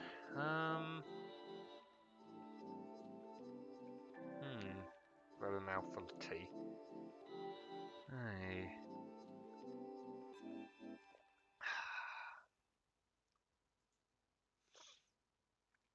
So this music isn't bad, to be fair. Not my normal go-to, but it ain't bad.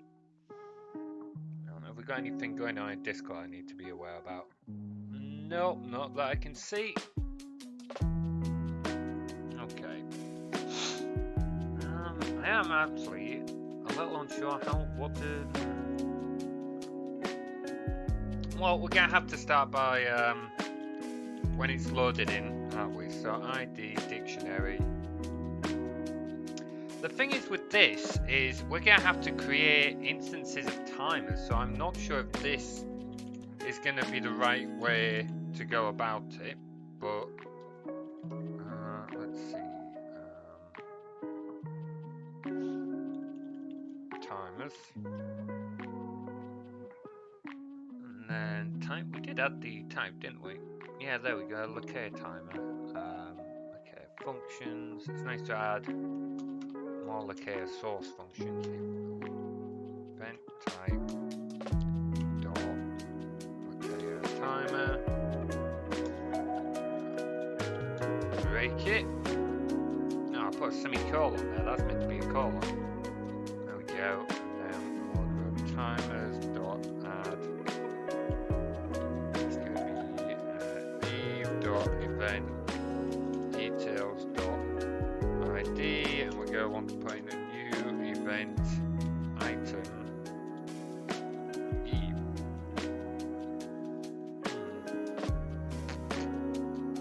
Duration. This is going to need more different arguments. I am going to have to put in more arguments. Hang on. What arguments do we want? We want an argument for how long we want between each timer being fired, but we also want an argument for how long we want to wait for the first message to be sent. Because we want to wait for the first... Right, okay. So, argument 1, we'll say 3 seconds. And then arg 2, we'll say we want it sending every 8 seconds, so we can clearly tell the difference, but we're not waiting too long while we're testing it out. Okay, so oh, we haven't actually defined timers here or initialized it. Dot timers equals new dictionary. There we go. I'm not sure this is what we're gonna want to be doing, but we can give it a shot. Because I think timers might have to be handled differently.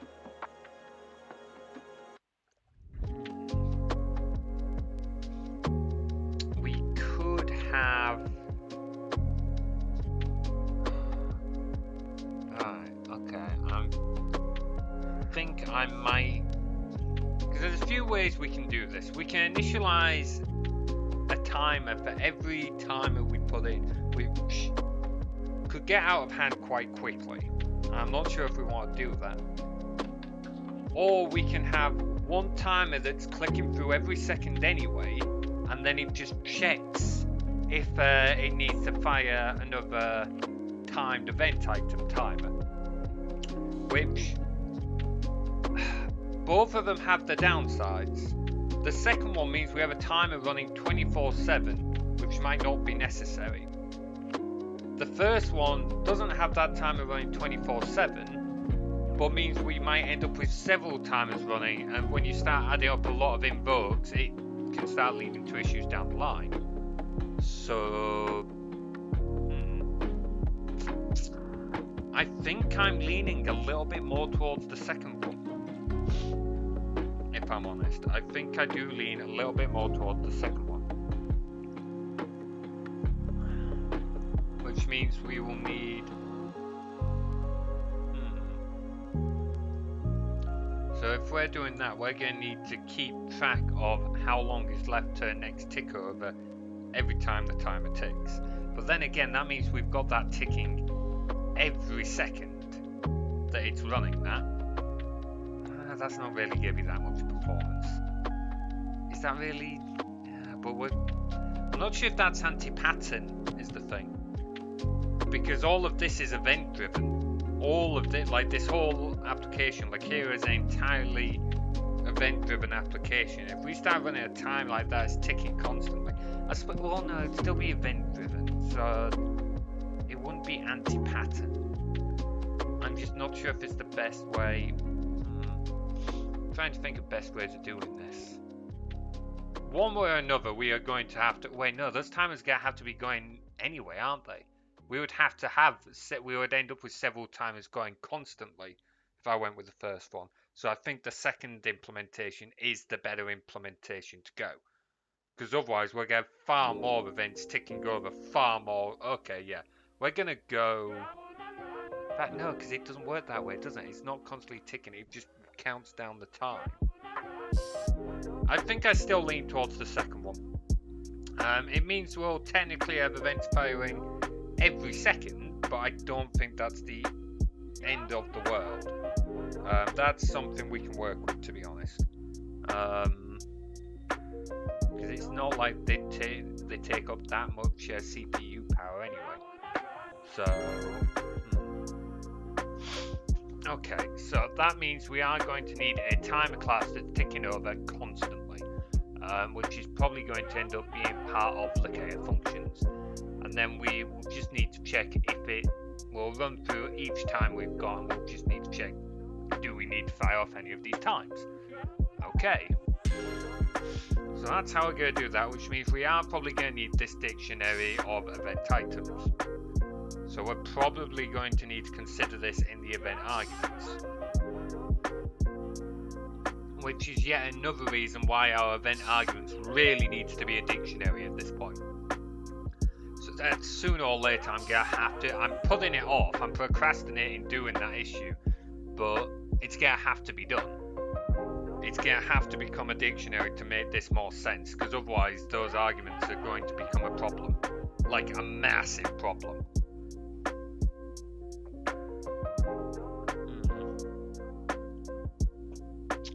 Let's see.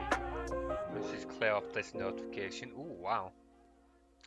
Considering I haven't done that much work, that's a lot of notifications GitHub has put into the Discord. To be fair, I kind of like the fact that we get these little webhooks. Kind of nifty. Quite cool. Quite cool. Right. How are we gonna do this? Right, okay, we're gonna need to initialize a timer of some type. So I think we're going to need to create a timer object. If we don't, do we? Oh no, because we could do it straight in Lakea here. It'll probably make more sense to do it in here than make another object for it.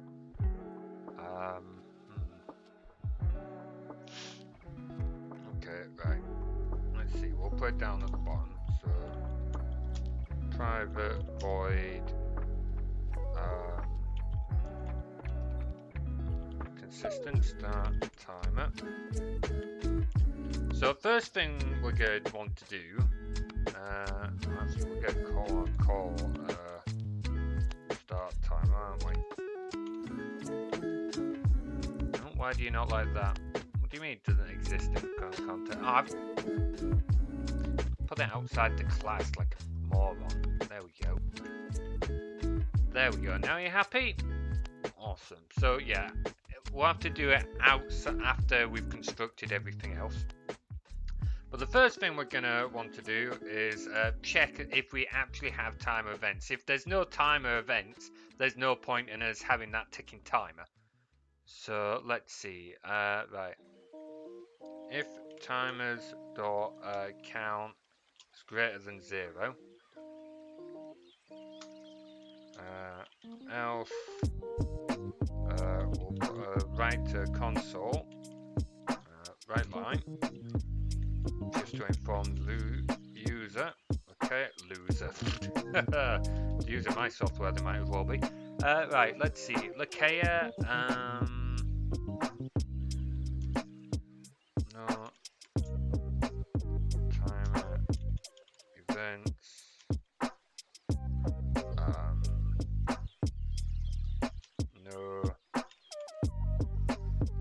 No timer events. Timer not initialized, because there's no point initializing it if we don't have any timer events.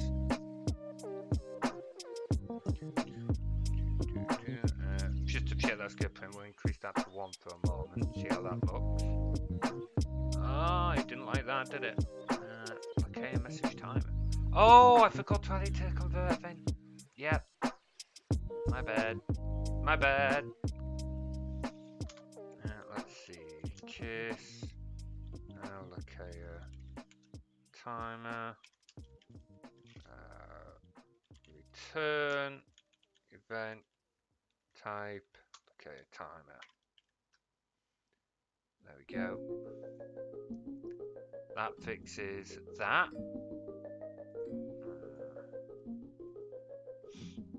Oh. Okay. Oh, it was Lakea message timer. Oops. You know what? I'm going to take the message out of that because it might not be for a message. It might be for something else.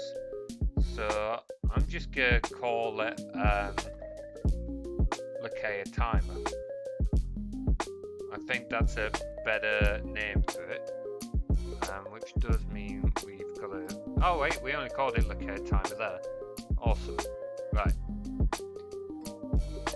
Third time's the charm. Awesome. Awesome. Yeah, actually, do we want... Because if that tries to fire off an event and it hasn't connected to OBS or Twitch... that's a good point. That's... we don't want it to try and initialize any timers until after we're ready. Okay. Let's see.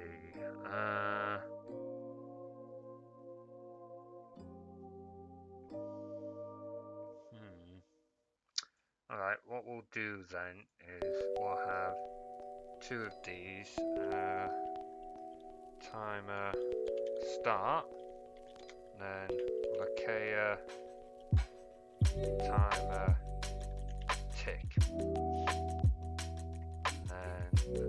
then where's our enum so we don't forget that again. Okay, timer. That is gonna be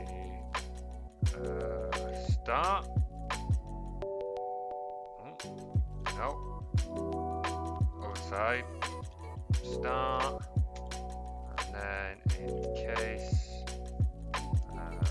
Okay, timer. Tick. Turn event type.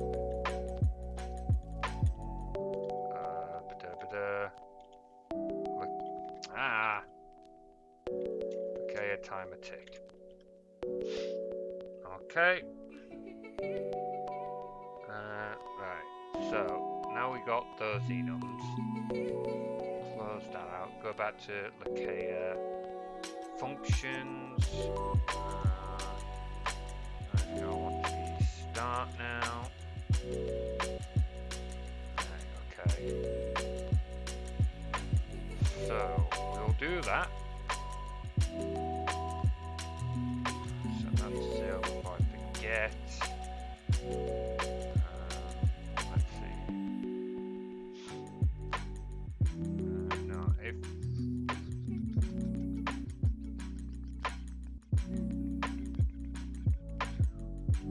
no, wait, no, that's not what we want. Let's see. Type Lakea timer. So on Lakea timer,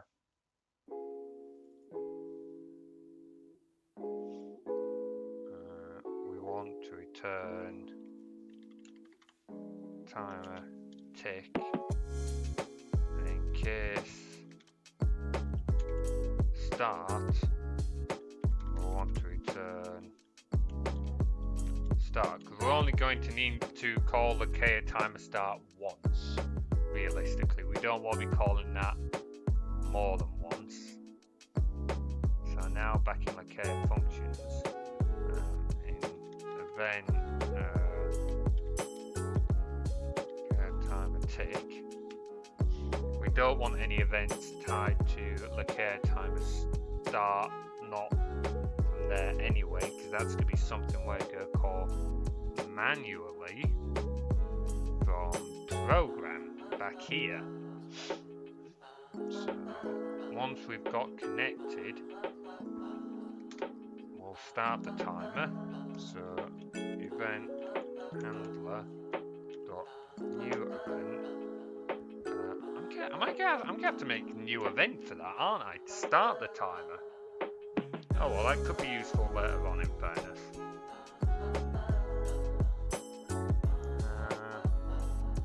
Let's see, so what am I doing? Let's see, add new item. Okay, timer. Probably gonna come back to this later on and realise this was unnecessary, but sod it. See if we can get rid of enum converter now. Let's grab callback just so we have one we can refer to. Let's see. So we want to inherit from event. Make this public. Public. Okay, timer.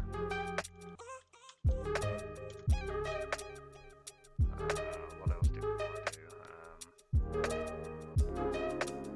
Go on and inherit all of those. Go on like iDictionary and that. We could probably callback ID. Is this not going to be the same as? Ah, no, because we don't need. Yeah, okay, never mind. Just thinking maybe we can make Lakea events all the same object, but nah. Because they might have like their own functions and stuff, so don't need to do that. Of course you don't know where to look for event. Yeah, there we go.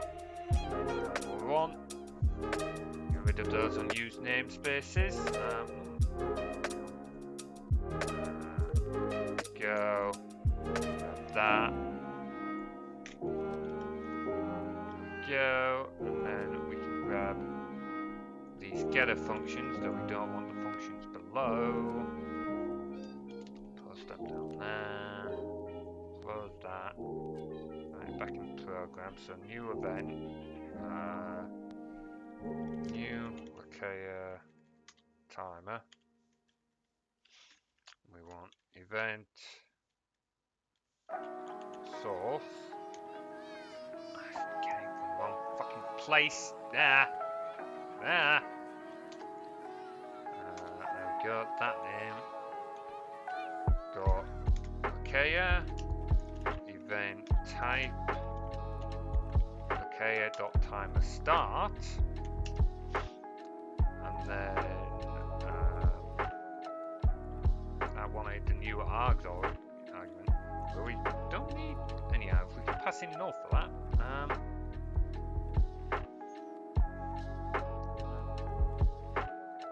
Okay, timer. Oh, does it not like that? Oh, does it need a dictionary anyway?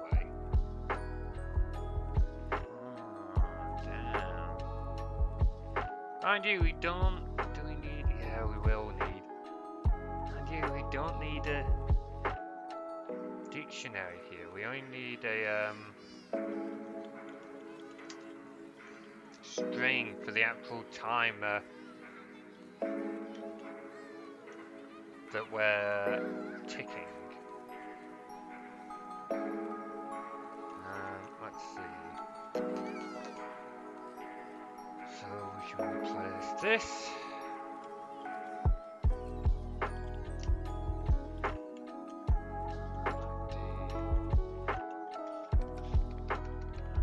This dot time ID. That. Now we can do public string time ID return time ID.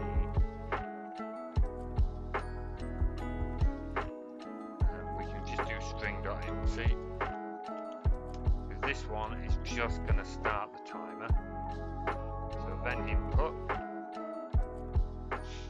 care functions, this is going to want to be public now, if we're calling it from back there, which means we want it out of here. Let's see, so that wants to be public void start timer. So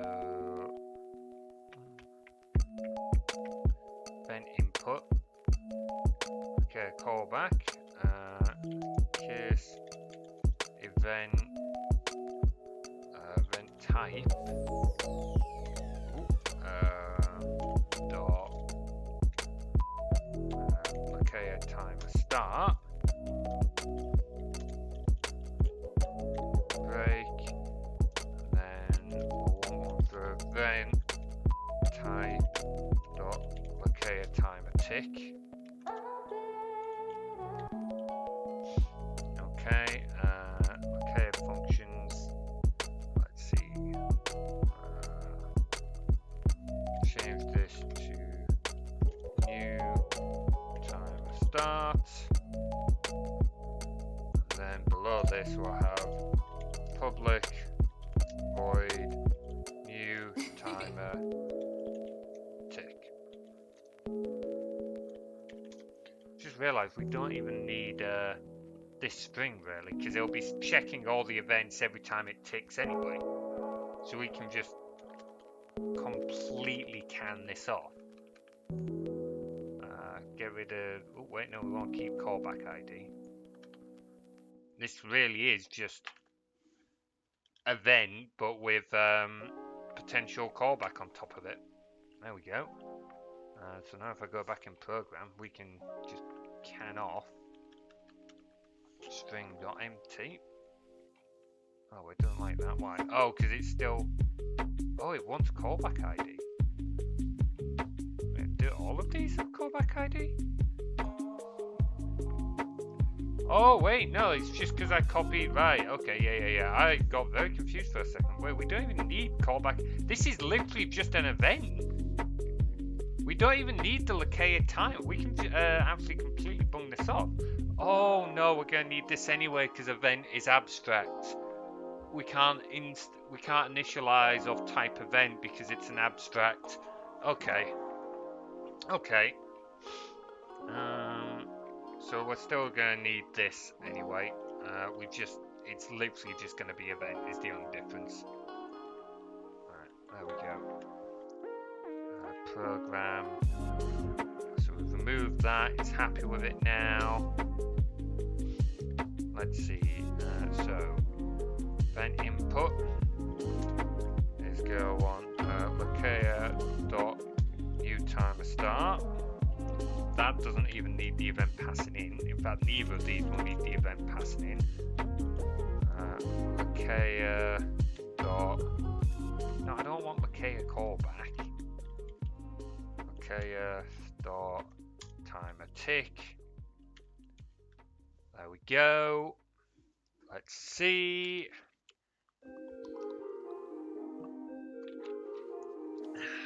Mouthful of water. So, okay, functions. So that'll start the timer. If we don't have any timers, we're not going to start. If we do have a timer, we'll write something to the console to let the user know we're starting the timer.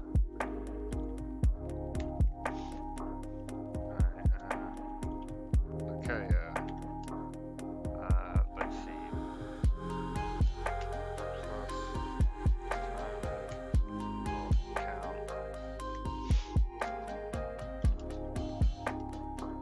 Events, so X number of events,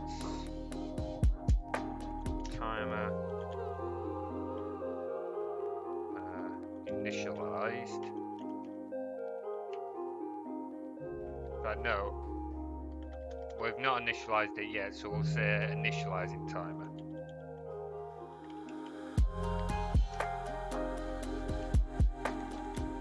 There we go.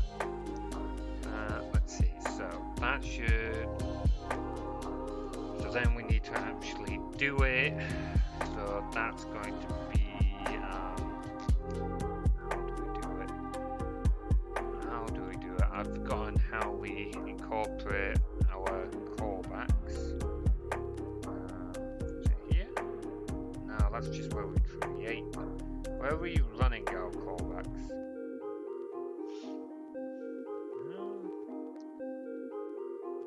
We have them somewhere. No, because callbacks are instantaneous, aren't we? We're not delaying our callbacks.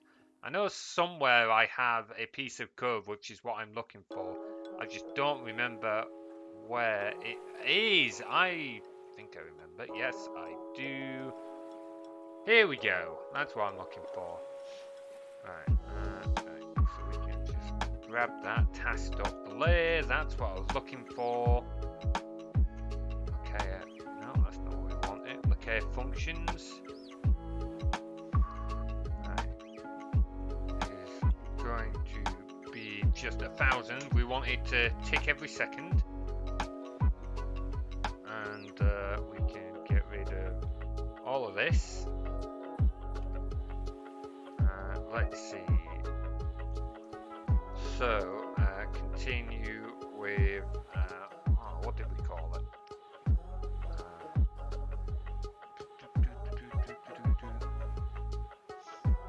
We're actually going to need, in Lakea, we're going to actually need a reference to event input for this then. We need to be able to call back through it.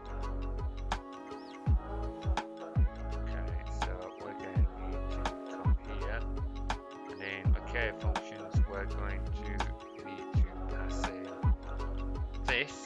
well as the processor. Okay, and then private event input.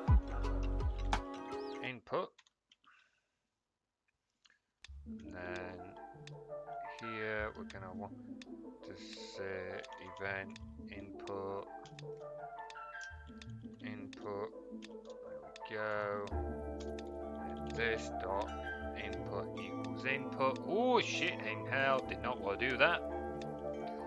Do not want to accidentally delete all my code. I would not be a happy wolf if I did that. So task.delay every second, continue with input dot new event. We're going to want to say new Lakea timer. And we're going to import those. I'm going to say event dot source is Lakea because it's Lakea's timer. And event dot type. This is when we go on timer tick, so we call new timer tick. Yeah, okay, that is going to call timer tick. And then in timer tick, we go want to recall this.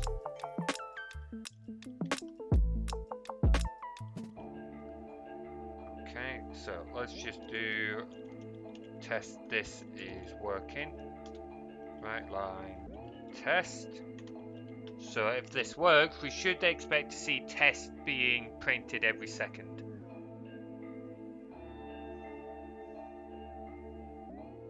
There we go. Lakea 1 timer events found. In fact, this is really petty, but it'll annoy me otherwise.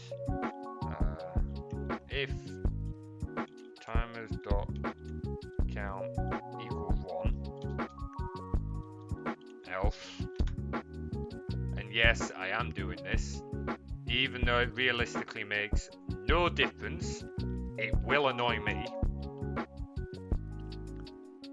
Alright, 1 timer event, multiple timer events there. I've also just realised I've been writing all this extra code. I've not actually been commenting functions or anything, so I might have to go back through and comment things. Alright, no, I think I might. Oh, maybe I haven't.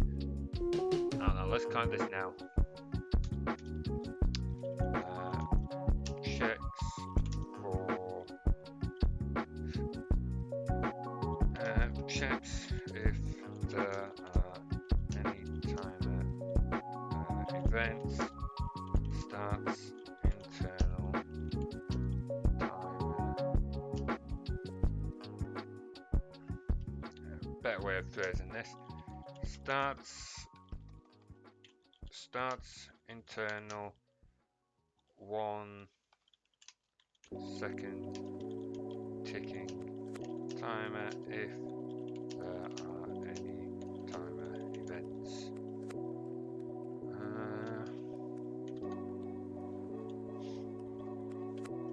Internal timer ticks. In fact, hang on. Why am I running this view as a new event? I've just realised there's a better way I could be doing this. Why am I running it around as a new event every time? Why do I not just call new timer tick? That's going to be a much better way of doing it. And then I can just run whatever the event is through. Yeah, that'll be a much better way of doing it. Why were you doing it that way, Materials? You are such a fucking fool. Okay, so no. Stop doing that. Let's see. New timer tick. There we go. Just run that. And then have this run itself. That makes far more sense.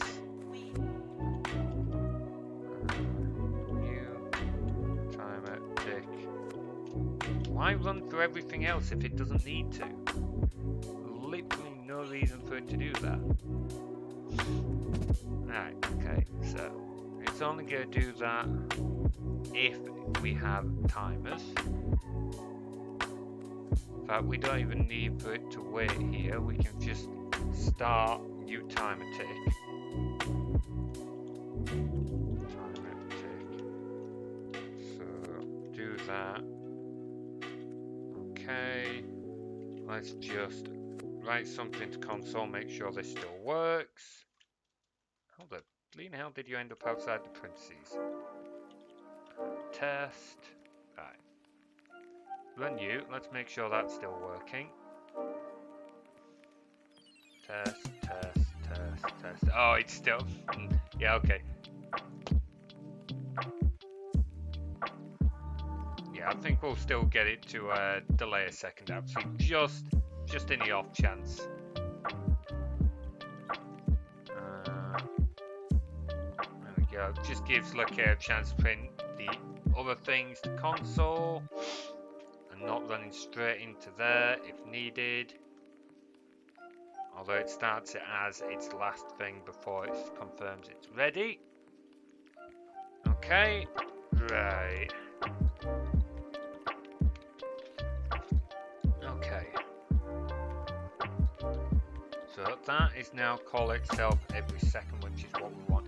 Now, when this ticks, we want it to run through, and if we have an event from here, that's when we're going to want to call new events, pass in new ones, because there's no point running through this every second. We don't need to run through this every second. We only need to run through this when there's an actual event being fired.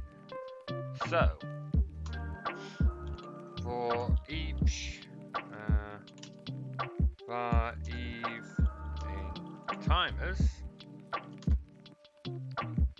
so every time this ticks down, we go on tick down. So we're going to want, let's have a look at event item again. This is going to be stored in, and once again, this is why this should be a dictionary.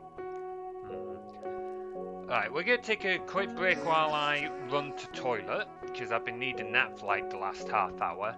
And then when I get back, I'll get these timers sorted out. And I think after I've done this issue, I'm just going to have to bite the bullet and sort out this dictionary thing, because otherwise it's going to get worse and worse the more I put it off. So, right, we will be back in a few minutes. That was the wrong button.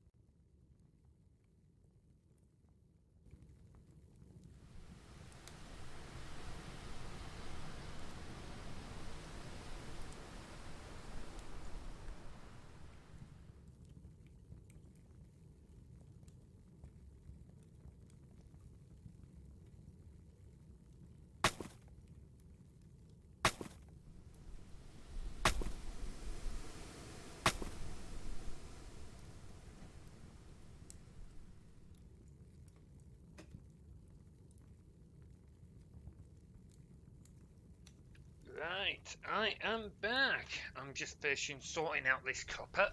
Oh, and then we'll get right back into it. Yeah, like I was saying, I'll finish off these timers, but then I suspect I am going to have to just get on with that dictionary rework. I've been putting it off, like, because I've been doing a lot of rework on this weekend, and I don't want to have to do more, but it's looking like I don't have a whole lot of choice. Well, I do have a choice, but it's only going to get worse and worse the more I put it off, so I might as well get on with it sooner rather than later. But first off, we get to do the slightly more fun thing of work on these timers. So, let's see. We tick over every second now, so for every event in timers, we're going to be putting in an extra argument on the timers now, because we've got the initial waiting time, the ticking time, and then we've got time left, which is going to want to be the same as that. Okay, right, so we've added that in, so we've got that third argument now. But no, because we can just put, it's a list, isn't it, at the moment? We can just put in the third argument ourselves. Doesn't need to be that. Doesn't need to be that. We can, let's see, so here, if timers, where's that 2 come from? Initializing timer, and then for each var, what are we doing? No, we'll stick with then in timers. Dot value dot args dot add. Oh, is args not a list? Which is a list, is it not? Oh no, it's an array, so it's set in length. It's not a list, so we can't add to it. Okay. Well, it's all going to be rewritten afterwards anyway, so I'll just might as well add that extra argument for now. And it will be rewritten when I get to the other issue. Okay, there we go. Damn it. Intentionally putting in technical debt now, but only because it's not going to be relevant for this ticket. I'm not doing them both on the same branch again. It very quickly gets out of hand. I've already done it on this project once. I've made that mistake on other projects. Right, okay, so they now have that extra argument. So for each var, wait, it's also a string at the moment, so we're going to have to pass it each time. Oh, this is why it needs to be a dictionary, so I can put it in as an integer, not as a string. Fuck. Okay. Well, in time left equals eve dot value dot args 2. And we're going to want to do int 32 dot parse. It's capital I think it might even be a capital P as well. Yep, there we go. There. We're going to want to do time left minus, and then we're going to want to do int, oh wait, no, we're going to want to do eve dot value dot args 2 equals time left dot to string. There we go. In fact, no, we don't want to do that yet. If time left is less than equal to 0, now we want to fire off an event. So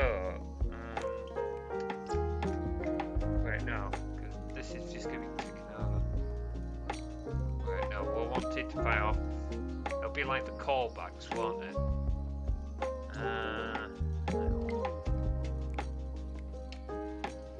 Wait, no, we'll want to hit the... yeah, no, okay, we'll want to call... Not input.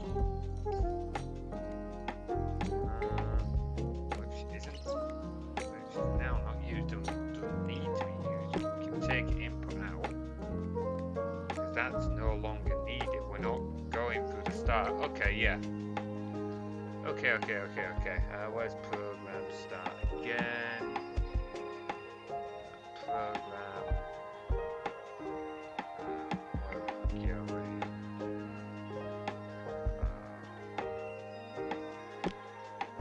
What am I doing? Not program start. Nope. It's event input. That doesn't need that anymore. Let's see. Now we're going to want to call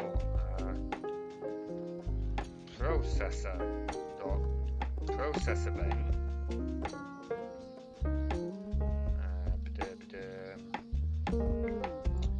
Process event.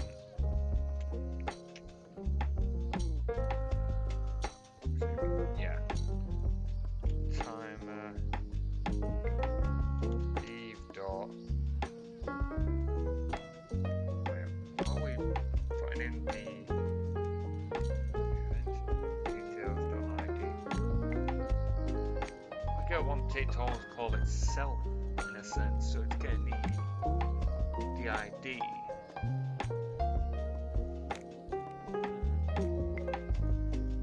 Which it doesn't currently have, I don't think. No, because it only gets that when it's first fired. Yeah.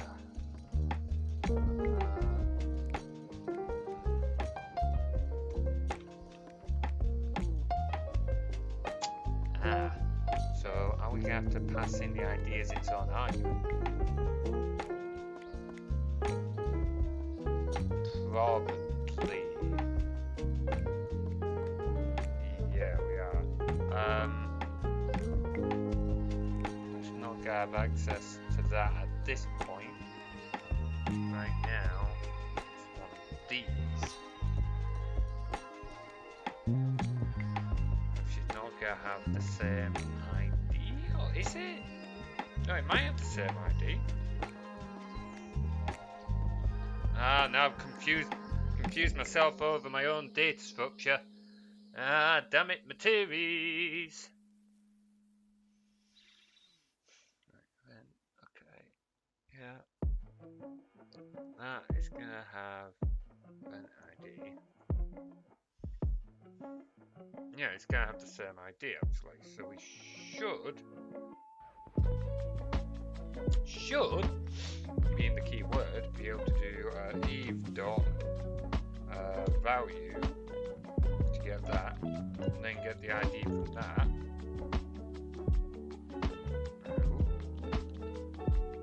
Timers, there we go.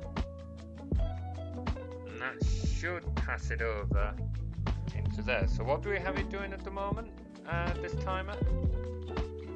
Send chat message. At the moment, it's only going to send like 3s to the chat, but like, you know what? That's fine. That is fine. Spam chat a bit, who cares? After that.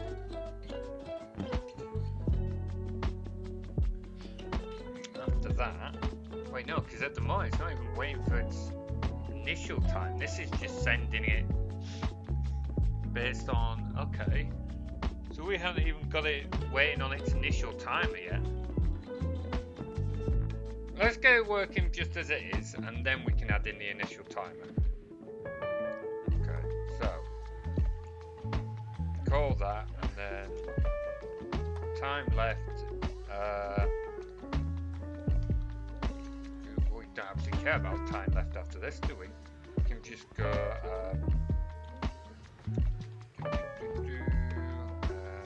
Eve dot value dot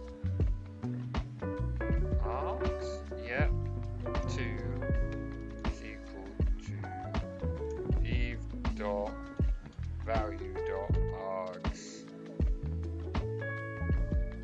Oh, this will be so much easier when I replace it with that dictionary. Holy fuck. Yeah, that one to reset it, yeah. And if not, then we're gonna want to do Eve dot value dot args 2 is equal to time left dot to string. Because fucking hell, I've made a hash of doing it this way. Right.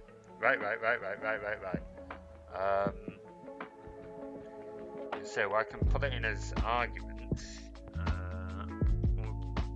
We've changed these so that it's a dictionary. We can have each argument be a thing. So we can say like name of what the dictionary is going to be, the type.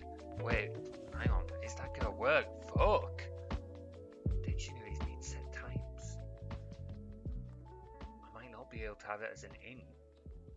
Might still have to parse it from string. Okay, that's not the end of the world. We can still work with that. We can still work with that if that's what we've got to do. It'll still be safer than what we're doing currently. Just might not be as easy with the timers as what I thought it might have been. Hey, Nate, how you doing, buddy? Good to see you. How's your weekend being? Hope you're having a great weekend. Right, okay, so I apologise to chat. This is probably about to spam a load of numbers to chat, if it works. Come on, Lakea. Come on. It's going pretty well. Awesome, that's what we like to hear. Got up to anything fun this weekend? Aha, there's our... Oh, hang on. Whoa, Lakea. Shit! Lakea, stop.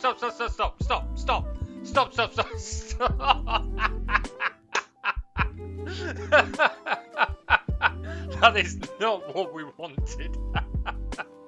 Oops. Just in the process of cooking some chicken tenders. Ooh, that sounds awesome. Okay, I'm not gonna lie, I'm a little bit jealous. I've just got some leftover pasta for myself tonight.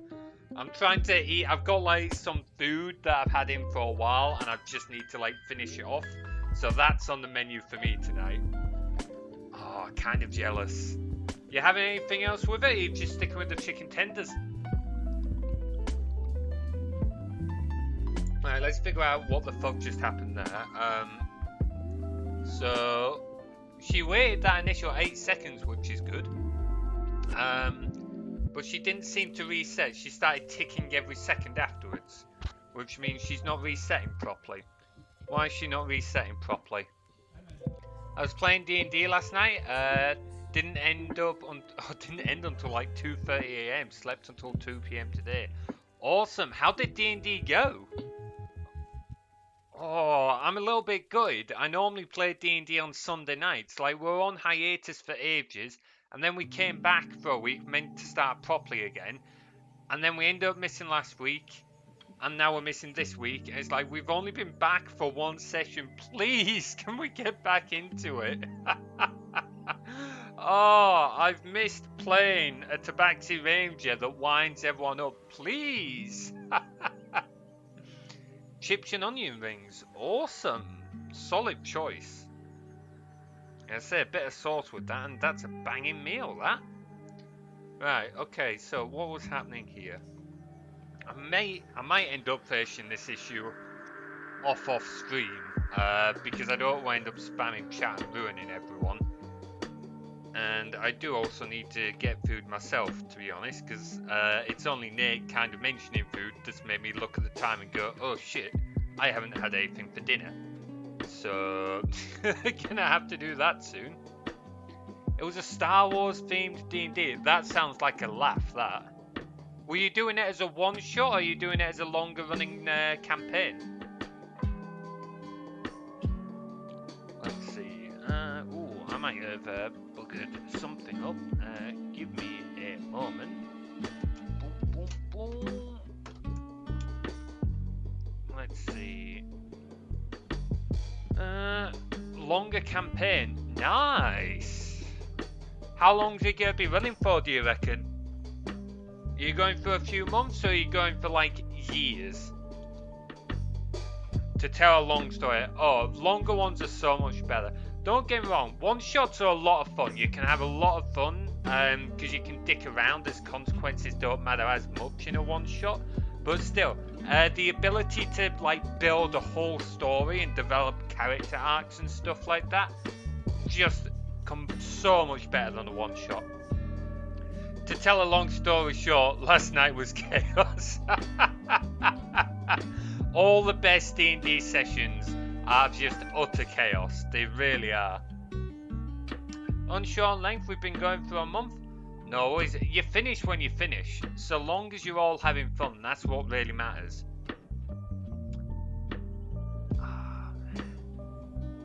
I'm not sure what is not right about this. For each evening task. Oh, cool. Yeah. Let's see. Should be resetting to that. So why is it not resetting to that?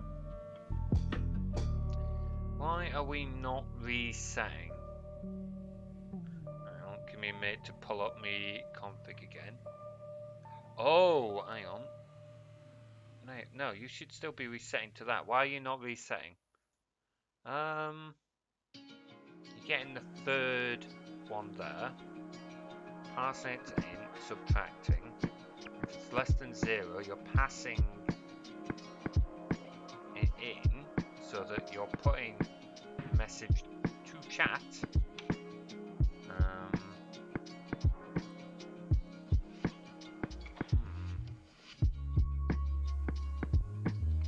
Then it should be resetting to the value of the first one.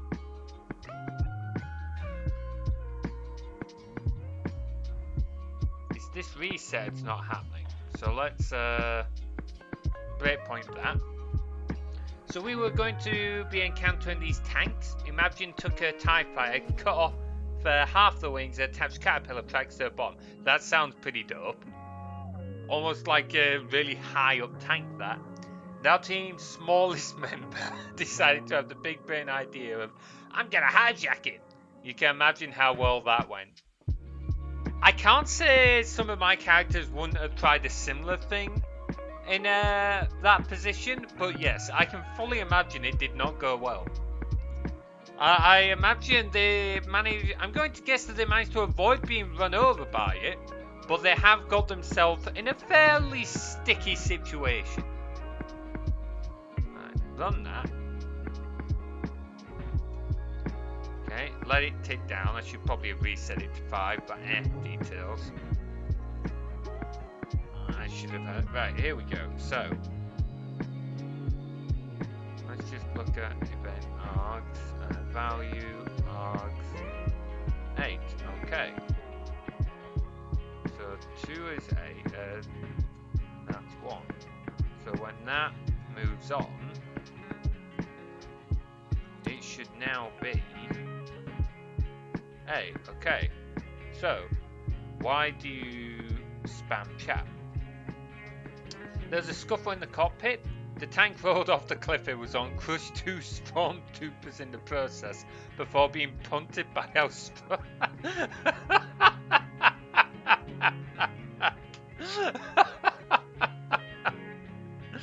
That sounds absolutely hilarious. I want to know how big your strongest member is to be able to punt a tank like that. Holy shit. Mind you, you've got things like the Force and that, haven't you? So I imagine it was probably somewhat assisted.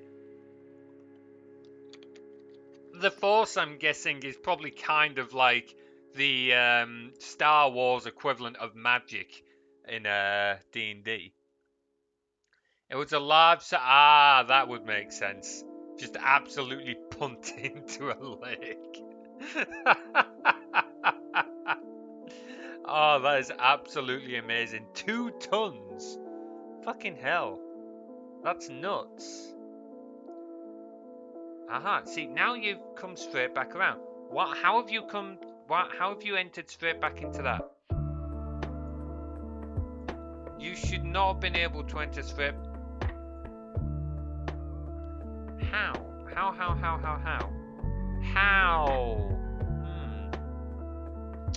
What am I working on? Something that you might be sort of interested in as a fellow streamer.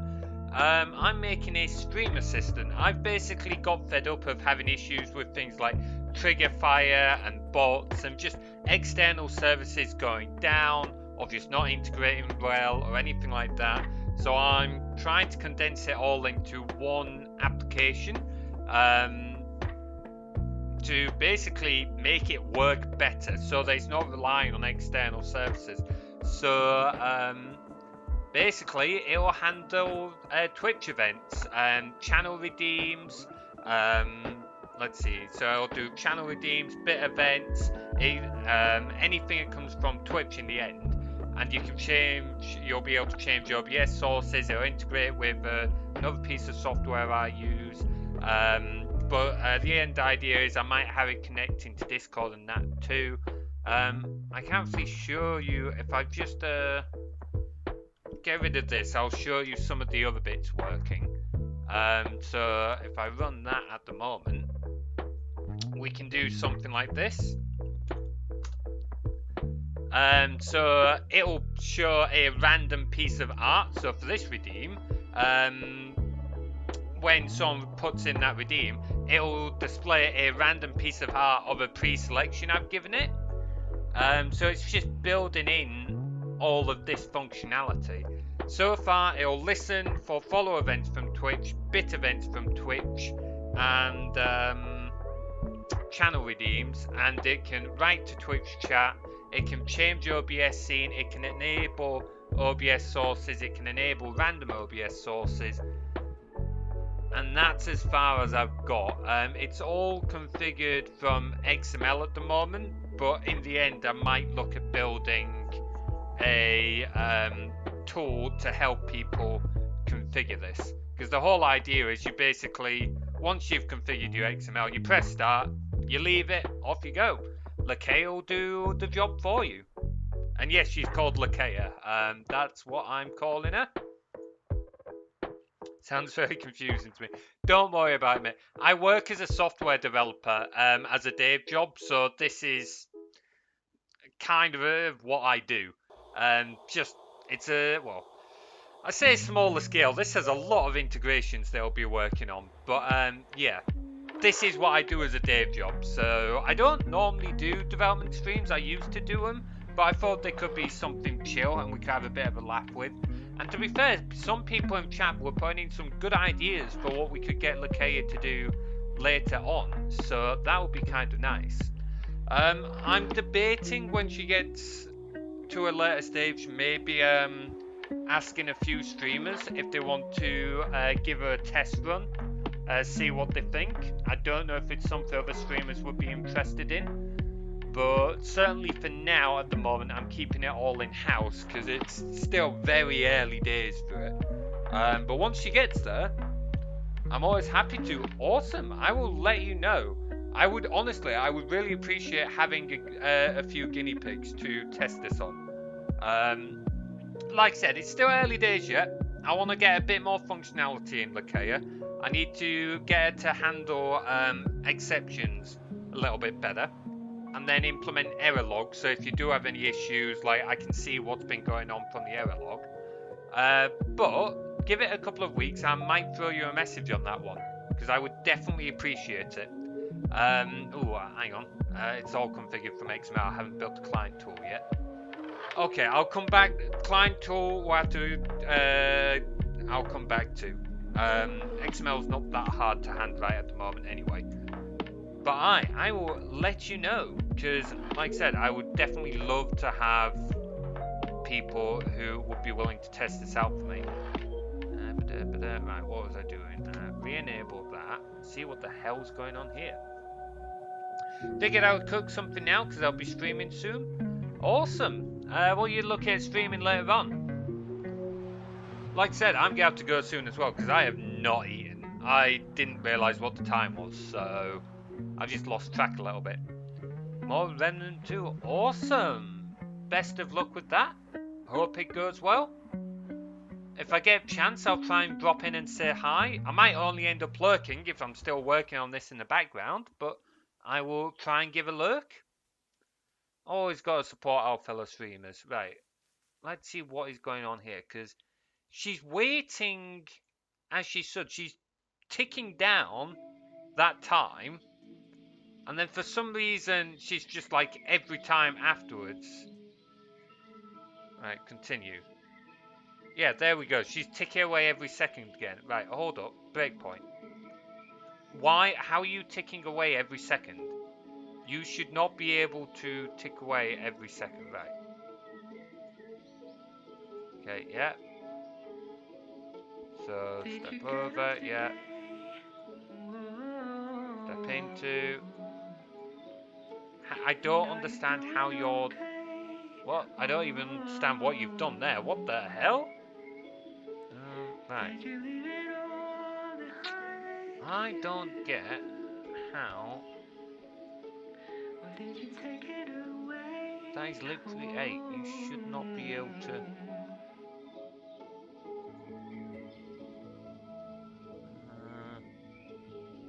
You really should not be able to do that. You should not be able to do that. I love seeing your word progress talking to a program like a child.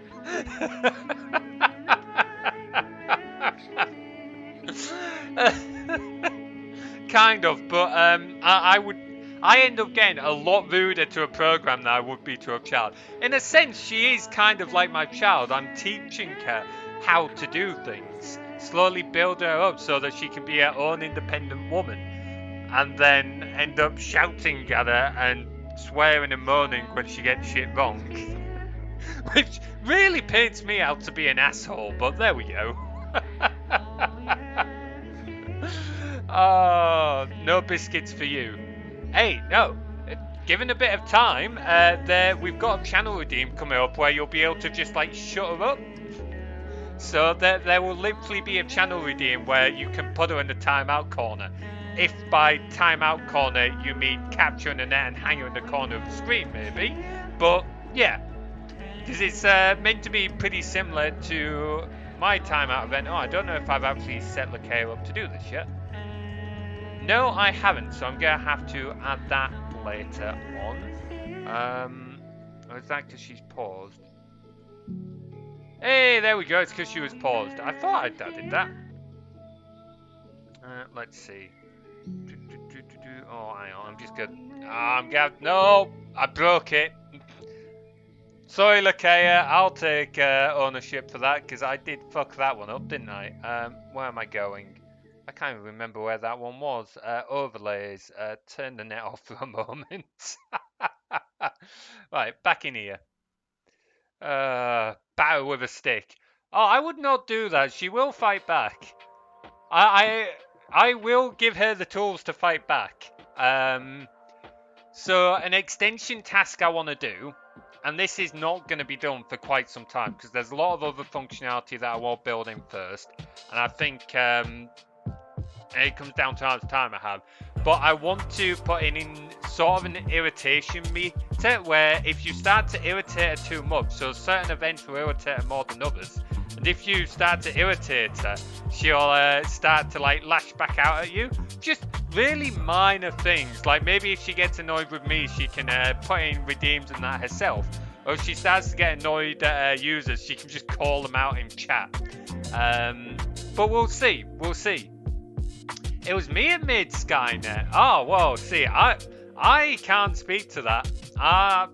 Due to NDAs and such, I cannot answer or confirm that remark. Oh, I love how you think I made Skynet. I can't even get this fucking timer working. Oh, right, come on, right. Connect all that. Yeah, time to go. Right, let's go. So, that's fine. Yeah. Wait, hang on. Whoa, hang on. What? How did... Oh. Interesting. What program are you using for my PNG? I am using VideoTube. It's a free one you can get on itch.io. I can definitely recommend it. This is a solid piece of software. Considering it's a free software, you can set up different states, you can set up your different frames, your blinking frames, your not talking frames, all these different states, set your microphone input volume. It's actually really good.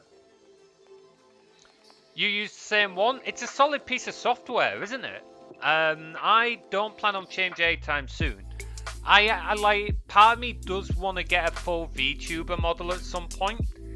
They're fucking expensive, and I can't afford to do that right now. That is going to be off in the way distant future. Eventually, maybe I will do that, but for now, I am quite happy with this PNG tuber model I've got. I commissioned Lake Cryptid for the images themselves, and honestly, I'm really happy with the work they did, so I'm gonna be sticking with that. Yeah, so the price is like $3,000. The thing is, it's the amount of work, because it's not just the model you've got to make, it's all the rigging and that. And then all the testing of the rigging, the texturing, like, it's a lot of work. It's not like a PNG. I don't want to downplay PNG tubers because they're still really good, and it's a lot of work for an artist to draw each individual frame. But when you're doing the VTuber models, it's not just making the model. You've then got to texture the model, and there's a lot of extra steps that go into it, which is why it takes so much extra effort. And hence why it ends up being so expensive. And then you need software and that to run it as well, and the software needed to run them is far more intensive than just a PNG model. So you need to make sure you've got a good enough PC for it as well. It all really does add up. Oh man, I don't get what's up with this. But yeah, I'm happy sticking with a PNG model for now. My only real thing that I do have with it is the fact of my hands aren't always free to change frame. Like if I'm playing a game with controller, I can't always move over to my keyboard to change the frame. So, but there we go. I don't understand what's going on here. Is this...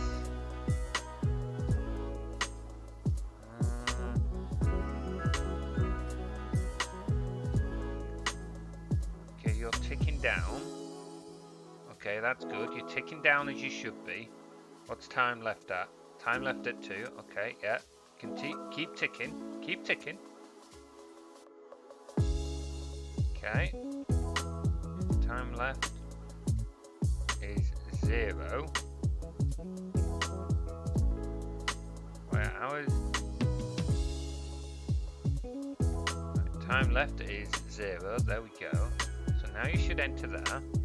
So we'll step over that. She'll post a message to chat. Yeah. Now Eve arg2 should become 8 again. Wait, what? How is it now 1? What? How is that now 1? If it was 1, it wouldn't be able to enter this condition.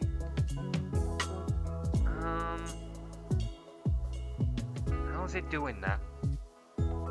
How are you doing this, Lakea? Okay. Oh. Man, I thought the timers were going to be easy. The timers have not been easy, and part of the issue is because I'm using fucking list of fucking string array for the arguments. I really should be using a dictionary for the arguments, not a string array. I'm gonna have to pull in the dictionary ticket as part of this issue, aren't I? I really don't want to have to do that. I really don't want to have to do that. I might have to wait, put a pause on this one, go and do the other one, and then pull and merge it in. I want to commission the artist that did mine for some other versions which I can switch to, like redeems and switch models. That would be ace. Honestly, like being able to hook up like different redeems and stuff like that to have different effects on the stream is honestly one of my favorite bits of streaming. Like my favorite bit is like the community and the people and stuff like that, but being able to put in all this technical stuff and all these toys for people to play with, Like, I don't know about you, Nate, but I absolutely love seeing people play with the redeems, the commands, everything like that. All the fun stuff. Absolute blast. Ah. Have you got something in mind to add for your redeems then with your model? I don't know what this is doing. What time are we on? Okay.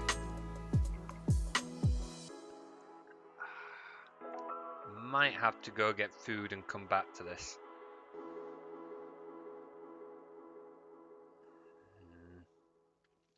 Yeah, I think I am going to go get food and I will come back to this later on off stream. I might do more of these coding streams because they've actually been kind of fun. And people putting some awesome ideas in the chat. So I'll definitely be making notes of some of them. I see Azra's model. Oh, yeah, they can change like outfits and stuff like that, can't they? Yeah, that is pretty sick. That is pretty cool. The only thing with that is it's like extra money because then you've got to pay for like multiple models and stuff like that. Like I would love to do something similar with like weapons and such, but it's just money. Unfortunately, these things cost a lot of money, and they should. Like the people who work on them have spent a lot of time and effort to be able to hone their craft to be able to do this. But it does make it difficult to be able to get what you want sometimes. That's part of the reason why I'm doing this. Like, okay, it's different from art, it's more software and that, but because I work as a software developer, I'm able to build these tools for myself. So, yeah, that'd be amazing. Send me your ref sheet sometime. Oh, that'd be amazing, Nate. That's so kind of you. I'll send it over after this stream. Thank you very much, man. If there's anything I can do to help you in return, I'm not really an artist, but if you need like software or something like that, I don't have time to build your full bits, but I'm more than happy to send you a copy of Lakea. Well, we've already said that you'd be helping me out with that at some point. So, awesome. Thank you very much, man. But I think I'm going to leave it there because my stomach is truly rumbling and I really need to get some food. And otherwise I'm going to become very hangry. I am a bughead for being hangry. I love getting gift art for people I truly consider my friends. Awesome, thank you very much. We still need to do a collab sometime. You're streaming later on, so messaging you later probably won't be a good time. We'll message sometime because I know we'll talk about potential things we could collab on. I'm down to trying something new though. I don't want to be buying new games at the moment because I'm like in the middle of buying a house, so I don't really want to be dropping like 50 quid on a new game. But I'm open to like collabing stuff I've already got, and once I've done the house moving stuff, I'm more than happy to buy new games because I'm always down to try something new.